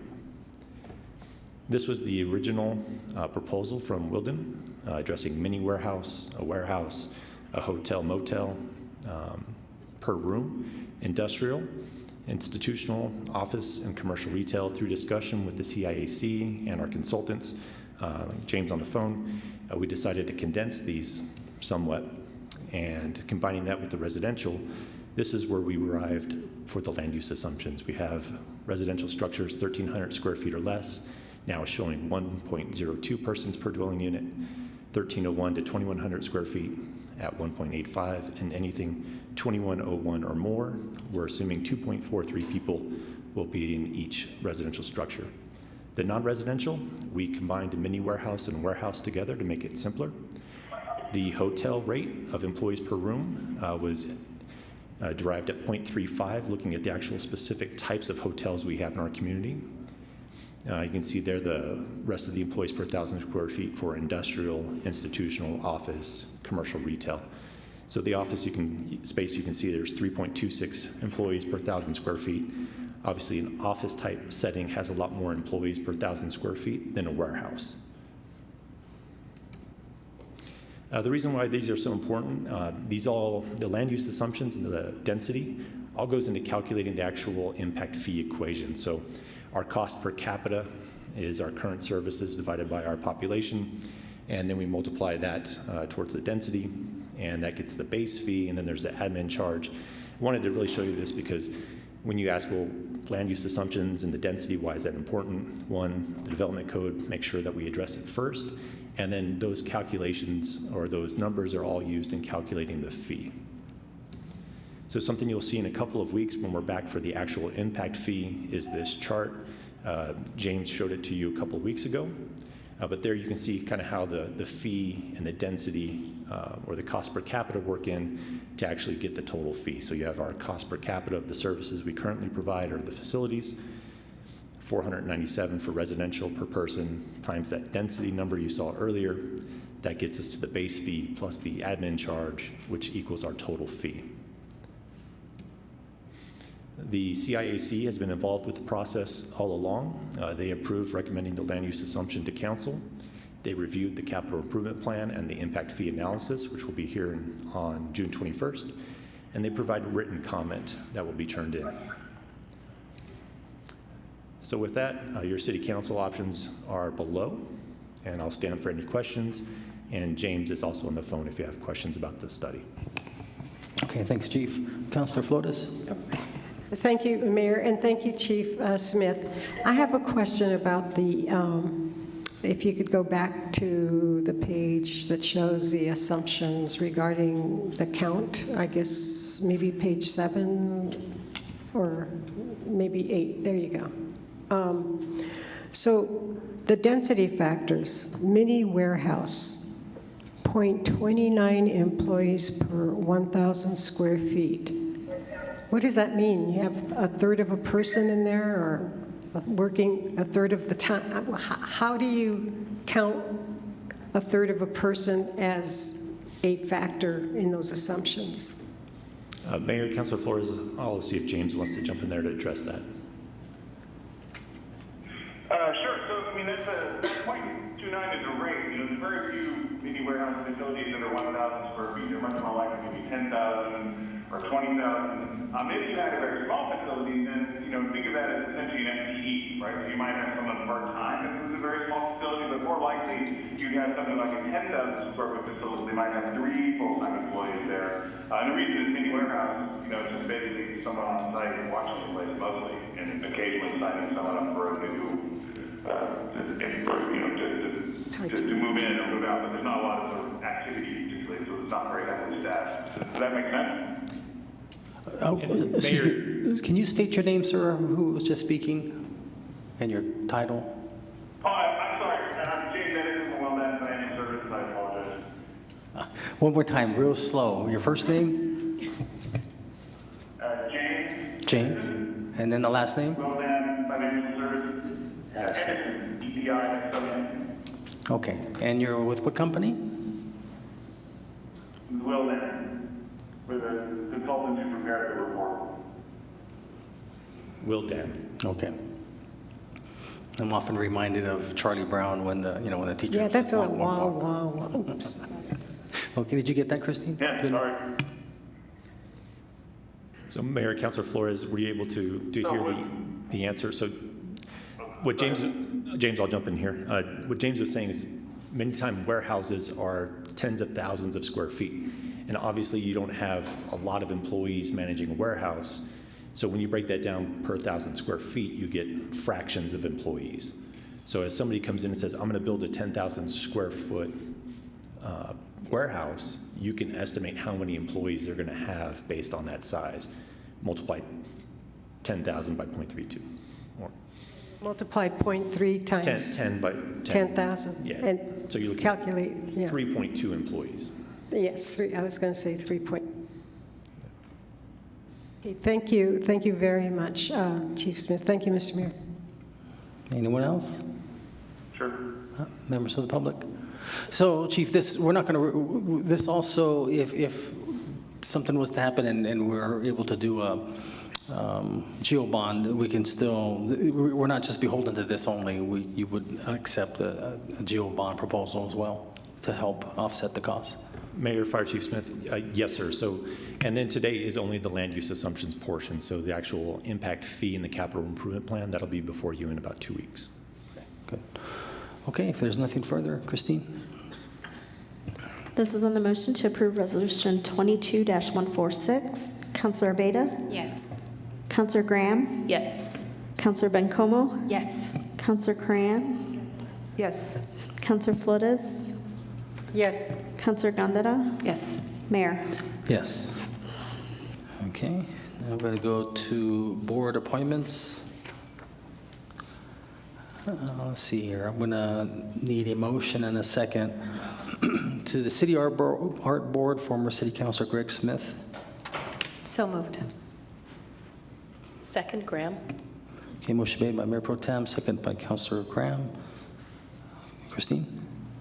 This is on the motion to appoint Greg Smith to the City Art Board. Councilor Beta? Yes. Councilor Graham? Yes. Councilor Bencomo? Yes. Councilor Cran? Yes. Councilor Flores? Yes. Councilor Gondara? Yes. Mayor? Yes. So Christine, on the Realize Las Cruces ad hoc, you need a motion and a second on those? For each of them, yes. Sure, okay. Okay, so on the Realize Las Cruces ad hoc committee, Councilor Graham appoints Sharon Thomas. So moved. Second, Gondara. Motion made by Councilor Coran, second by Mayor Pro Tem Gondara. Christine? This is on the motion to appoint Sharon Thomas to the Realize Las Cruces Ad Hoc Committee. Counselor Abeyta? Yes. Counselor Graham? Yes. Counselor Bencomo? Yes. Counselor Cran? Yes. Counselor Flores? Yes. Counselor Gondara? Yes. Mayor? Yes. Also to the Realize Las Cruces Ad Hoc Committee, David Lynch, Counselor Graham's appointment. Move to approve. Second. Okay, motion made by Counselor Bencomo, second by Counselor Abeyta. Christine? This is on the motion to appoint David Lynch to the Realize Las Cruces Ad Hoc Committee. Counselor Abeyta? Yes. Counselor Graham? Yes. Counselor Bencomo? Yes. Counselor Cran? Yes. Counselor Flores? Yes. Counselor Gondara? Yes. Mayor? Yes. Also to the Realize Las Cruces Ad Hoc Committee, Scott Kaiser, Counselor Flores appointment. So moved, Graham. Seconded, Corin. Okay, motion made by Counselor Graham, second by Counselor Coran. Christine? This is on the motion to appoint Scott Kaiser to the Realize Las Cruces Ad Hoc Committee. Counselor Abeyta? Yes. Counselor Graham? Yes. Counselor Bencomo? Yes. Counselor Cran? Yes. Counselor Flores? Yes. Counselor Gondara? Yes. Mayor? Yes. Also to the Realize Ad Hoc Committee, Paul Doolin, Counselor Flores appointment. So moved, Graham. Second by Flores. Motion made by Counselor Graham, second by Counselor Flores. Christine? It's on the motion to appoint Paul Doolin to the Realize Las Cruces Ad Hoc Committee. Counselor Abeyta? Yes.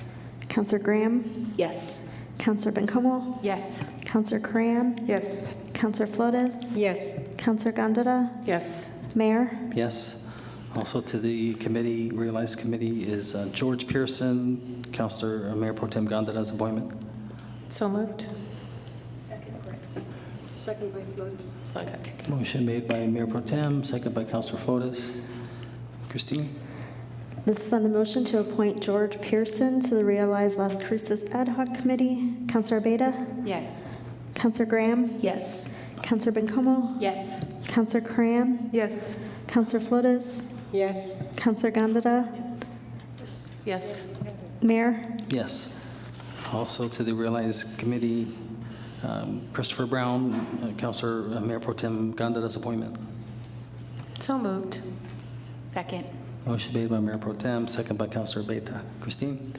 This is on the motion to appoint Christopher Brown to the Realize Las Cruces Ad Hoc Committee. Counselor Abeyta? Yes. Counselor Graham? Yes. Counselor Bencomo? Yes. Counselor Cran? Yes. Counselor Flores? Yes. Counselor Gondara? Yes. Mayor? Yes. I'd like to appoint John Moscato. So moved. Second, Graham. Motion made by Counselor Abeyta, second by Counselor Graham. Christine? This is on the motion to appoint John Moscato to the Realize Las Cruces Ad Hoc Committee. Counselor Abeyta? Yes. Counselor Graham? Yes. Counselor Bencomo? Yes. Counselor Cran? Yes. Counselor Flores? Kind of, sort of, yes. Counselor Gondara? Yes. Mayor? Yes. Mayor, may I ask a question? Sure. How many members do we need, and when will they begin their term, or first meeting? We'll have to ask David Weir about the first meeting, and I can get with him on that, but we need, Counselor Abeyta needs one more, Counselor Bencomo needs two, Counselor Cran needs two. And then this was a last-minute addition, Don Sanchez, Counselor Abeyta's appointment. So moved. May I have a follow-up question for the city clerk? I need a second first. Oh, pardon, second? Okay, motion made by Counselor Abeyta, second by Counselor Flores. Okay, yes, what was your question? Yes, thank you, Mr. Mayor. Ms. City Clerk, Ms. Rivera, so will the subsequent appointments from the rest of the city councilors be based on an application? And does that application, did that have a deadline? Counselor Flores, Mayor, Counselor Flores, there was no deadline for the applications. I was just trying to get them as quickly as possible so that this committee could start meeting. But yes, they're based on applications. And applications have been submitted already? For all the people who were appointed today, yes. And then I have extras, which I have given to some of the counselors to look at.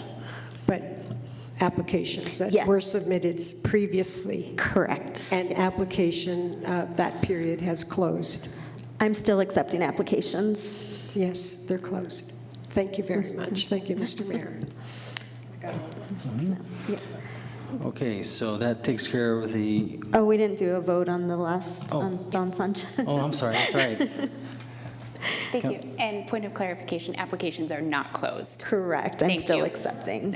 Thank you. Yes. So, yes. Oh, yes, Councilor Beta, thank you. Councilor Graham. Yes. Councilor Bencomo. Yes. Councilor Cran. Yes. Councilor Flores. Yes. Councilor Gondeta. Yes. Mayor. Yes. Okay, so that takes care of board appointments. Now we're going to notice of proposed ordinances. There'll be no public discussion. Councilor may ask staff for clarification on the proposed ordinances. Item 10.1, Council Bill number 22-025, ordinance number 3003. Bring it forward. Bring it forward. Yeah. Number 10.2, Council Bill number 22-026, ordinance number 3004. Bring it forward. Bring forward. Item 10.3, Council Bill number 22-027, ordinance number 3005. Bring it forward, please. Bring it forward. Okay. We already took care of the council member board reports, so now we just have the city manager report.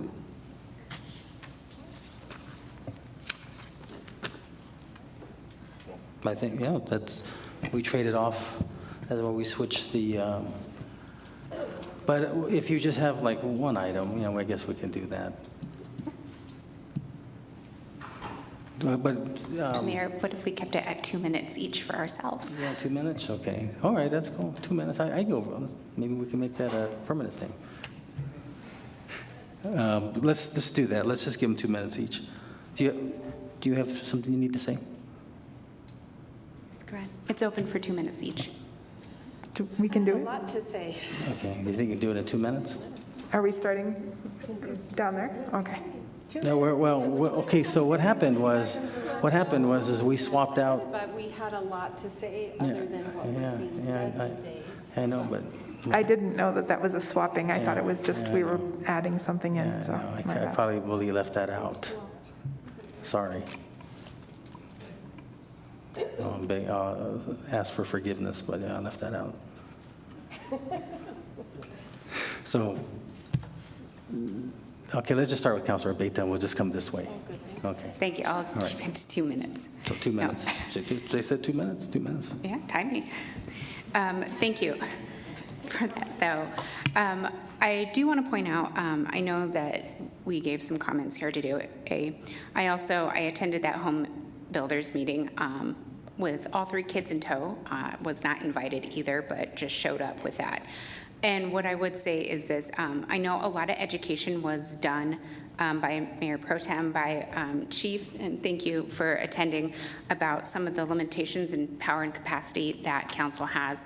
It does seem like that education is needed to further on municipal, I would say, limitations. I think there is education that is also needed on liability and legal issues that we also face as a council when we talk about, we heard the narrative today about taking people, loading them up and putting them somewhere else kind of against their will, if that's the case. And there's also legal implications with that. And I think there's education that needs to be done with the public for those 2 items.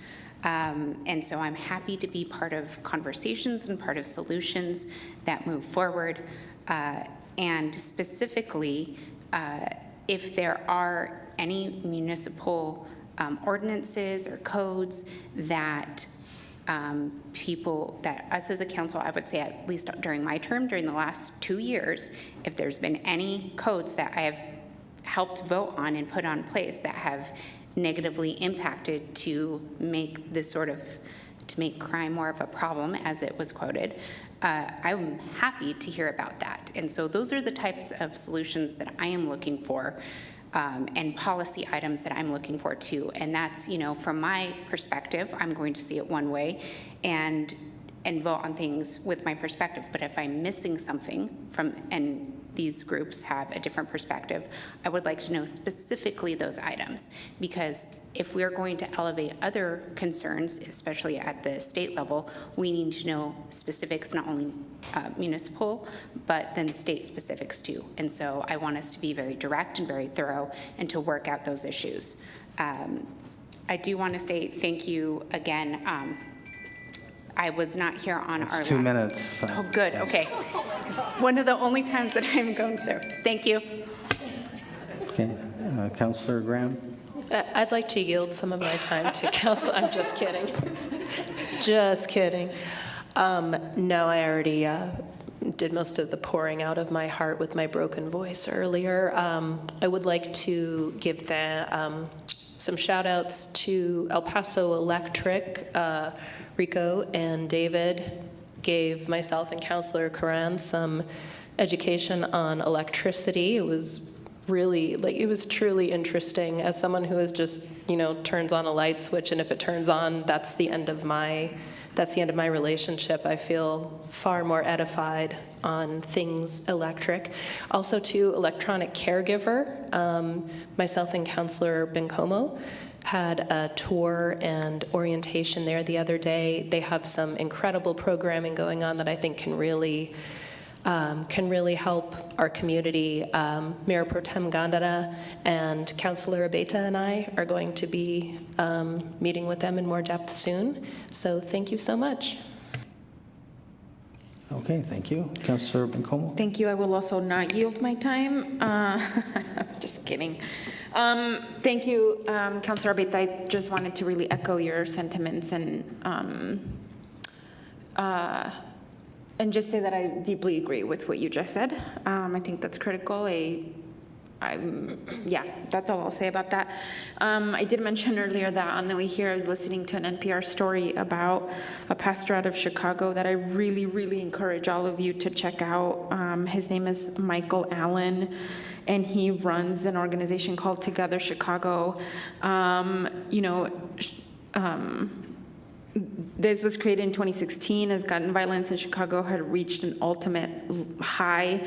While perhaps we're not experiencing gun violence like Chicago has, we are experiencing this increase of crime very much like the rest of the country is. And, there are models that we can look to that I know people will look and say, that doesn't work, that's silly, that's compassion oriented, that will never work. But it's working in places like Chicago, where they're taking folks in the faith community, in the civic community, in the business community, the nonprofit community, and training folks to be on the streets where people need them the most and try to help them make different choices for their lives and connect them to resources. I'm not doing it justice. I highly recommend you check it out. Like I said, it's Together Chicago, led by Pastor Michael Allen. I also just wanted to give a huge shout out to electronic caregivers. I knew how impressive they were, but not to that extent. So if you all haven't, met with them and gotten their full spiel and tour, I highly recommend you do. It was really incredible, just the amount of people they're hiring, in all kinds of industry, not just healthcare, but graphic designers and HR folks, and so just really proud to have them in our community. And I will ask for a little bit more time, Mayor. I just wanted to say, I know Mayor Pro Tem will say this, but I can speak louder than your alarm. But the faith, Mayor Pro Tem and I organized a meeting with members of the faith community a couple of weeks ago, and it went really well. If Mayor Pro Tem, if you're going to speak more on it, I will stop talking now, just because everyone has a role to play in the current moment we're in, and I'm excited to be engaging with that community in a more meaningful way. Thank you. Yeah, we don't want anyone to accuse you of being above the law. So, Councillor Corinne. I just want to echo what Councillor Bencomo said earlier regarding our approach and rejecting politically expedient answers that take away people's humanity or approach this issue without compassion. And so I really want to say that Councillor Bencomo said it best. And I respect her and look to her leadership in addressing this going forward. And I would yield the rest of my time to her.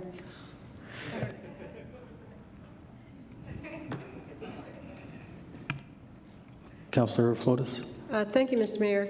So I've been doing some research on HUD, how the homelessness issue or the numbers. And the numbers right now, in 2018, there were 0.5 million homeless. And now it's probably doubled based on some of the figures that have been issued since then. But, the problem isn't, there's homelessness, and then there's different degrees of homelessness, sheltered, unsheltered, that sort of stuff. But in New Mexico, between 15,000 to 20,000 people experience some sort of homelessness. And in some areas, it's more, homelessness is centered around cities, which makes sense because that's where people go to. And rural areas don't see the degree of homelessness that you see in a city. So given that New Mexico is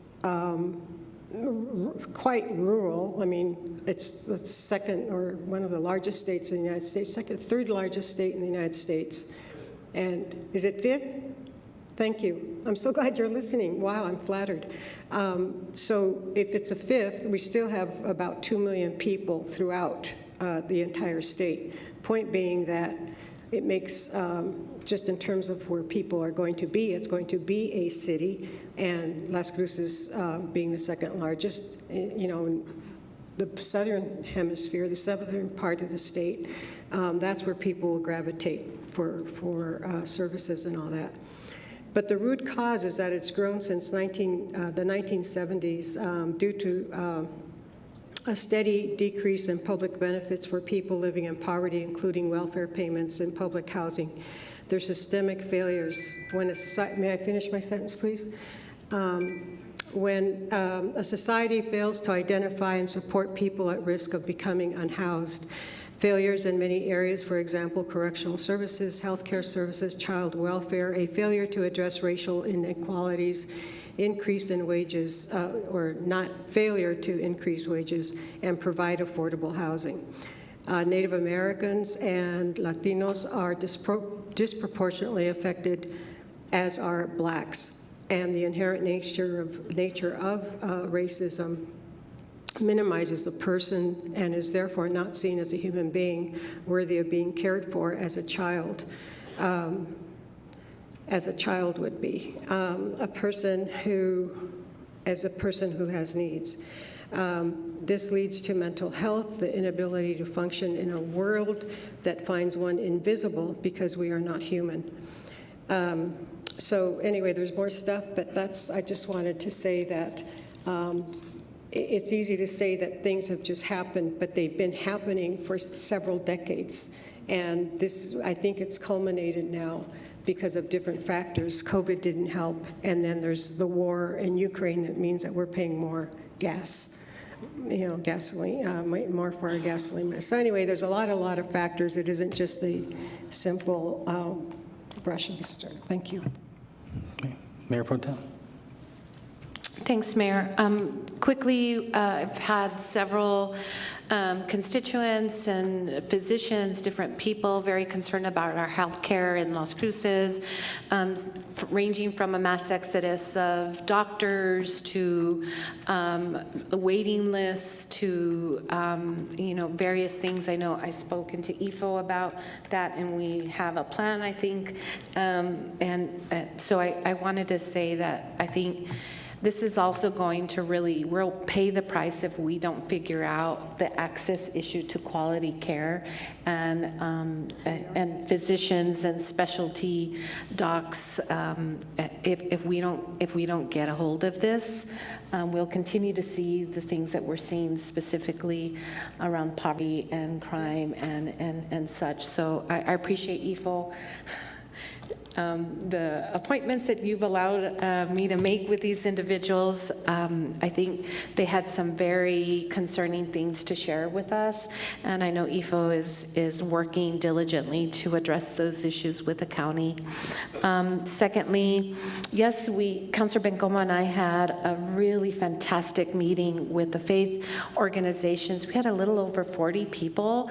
Special thanks to Reverend Caroline and Councilor Bencomo. We really couldn't do that without her. It was an amazing meeting, lots of energy, lots of positive statements around, of things like we're energized, we want to work together, and so we're really looking forward to developing like a streets unit and very specifically a consortium or a database that our churches could be communicating together so that everybody's aware of the different services that they have or are available, and if they don't have them in one church, you might find to meet with them. They're really excited about doing that.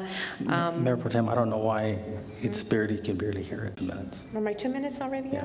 You didn't interrupt Councilor Flores. Well, she doesn't, she had a 200-word sentence. It's Bencomo's fault, because she set a very good example.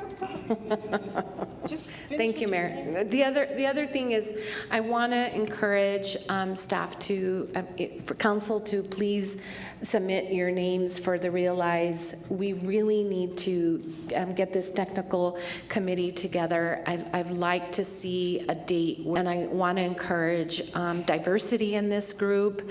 I think it's important to have a diverse group of representatives, and so with that, Mayor, I'll turn it over to you. Now I get 4 minutes. Okay, I'm just kidding. Okay, so when I was at a mayor's conference, I emailed Councilor Bencomo about the Mayor Alan Weber was there, and he had his Mayors for Guaranteed Income project, and I shared with Councilor Bencomo that this is something I could support. So I'm going to talk what he said, and then I'll interject community college here. The goal of the Santa Fe Mayors for Guaranteed Income project is to assist young parents to attain their educational goals so that they are able to provide a stable income for themselves and their families in the future. The funding will target 100 young parents enrolled in a certificate or degree program at the Santa Fe Community College. So what I was telling her, Councilor Bencomo, is if we were to just swap that with Doña Ana Community College, I'm in. Because now we're helping them attain their goal, and that they could help provide for their families, in my opinion. So anyways, I just wanted to share that with you, and I have 1 minute and 2 seconds left. I'll just share this with you. So I was also in Mexico City, the 5th largest city in the world, and I found something really unusual. I would ask the driver, I said, how come there's not that many homeless people here? He says, there's no safety net. He says, there's just none. So now I'm not suggesting anything, I'm just letting you know, I probably counted 10. I mean, we're talking downtown. I mean, it's just they either take care of their family or they get nothing. So, or whatever handouts you give them. So I found that really, wow, that was interesting. Okay, well I've got 3 seconds left, and good example to leave you all. Okay. You have 30 seconds, Mayor. No, you've got 2 minutes. Thank you, Mayor. Just a couple of things. We have the Jill Bond presentation work session next Monday. So our consultants will be here, sort of wrapping things up to present. And then, we're still planning a kickoff event in July for before we announce an actual date. But there's 2 dates that we've identified. And we'll get more info as we get that. And then, just finally, I just heard this morning, and it's it's been very, very sad news. Carla Walton is leaving us. No. And I heard this morning, and the reason why I'm bringing it up now, because Carla her last day will be on the 17th, and I wanted an opportunity to share it in council, so she won't be here for another council meeting. And I can go on and on about how Carla, but you all know, Carla worked directly with you as council, and so you all know how awesome Carla has been for the city and everything she's done. Especially in this interim role, she did the job of 3 people, and it's maybe probably the reason she's leaving us, but I just appreciate everything that Carla's done for the city, certainly before I got here, while Jamie was here, and then also as interim. She has I knew we had she has far too many skills for us to hold her back, but just want to mention that and give the council an opportunity to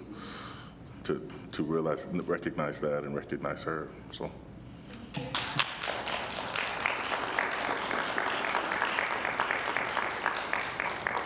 Well, Carla, good luck to you. You're an extremely talented individual. When you compiled all the different things that you provided for us to give, especially the money that we gave, not the ARPA money, but the other monies that we gave for the migrants, COVID, it was incredible. You're extremely talented, and we wish you well. I'm sorry to see that you're leaving. Okay, well. Yes, sure, of course. Thank you, Mayor and Council. I just wanted to let everybody know that very sad news. Pete Connolly passed away on Memorial Day. As you know, he's my predecessor, and he was very dedicated to the city for many, many years. He was one of the few municipal attorneys in New Mexico that had an area of specialization in municipal law. After he retired, he continued to do some pro bono work because he wanted to keep busy, so he would come in the office for a while. I just wanted to let everybody know that, and as soon as I know of his services, I'll let everybody know. Thank you. Thank you, Jennifer. Yeah, I did. That's right. I did see that, and I think I have the services somewhere. Yeah, Pete was a great lawyer, and yeah, he was good. You know, when we would go settle claims in federal court, he somehow got them to take a small amount. Okay, well, if there's nothing further, entertain a motion to adjourn. Move to adjourn. Second. Second by Flores. Motion made by Councilor Bencomo, second by Councilor Flores. That we adjourn. Christine? This is on the motion to adjourn the regular meeting. Councilor Beta? Yes. Councilor Graham? Yes. Councilor Bencomo? Yes. Councilor Coran? Yes. Councilor Flores? Yes. Councilor Gandara? Yes. And Mayor. Yes. Okay, we're adjourned. It's 4:06 p.m. Thank you.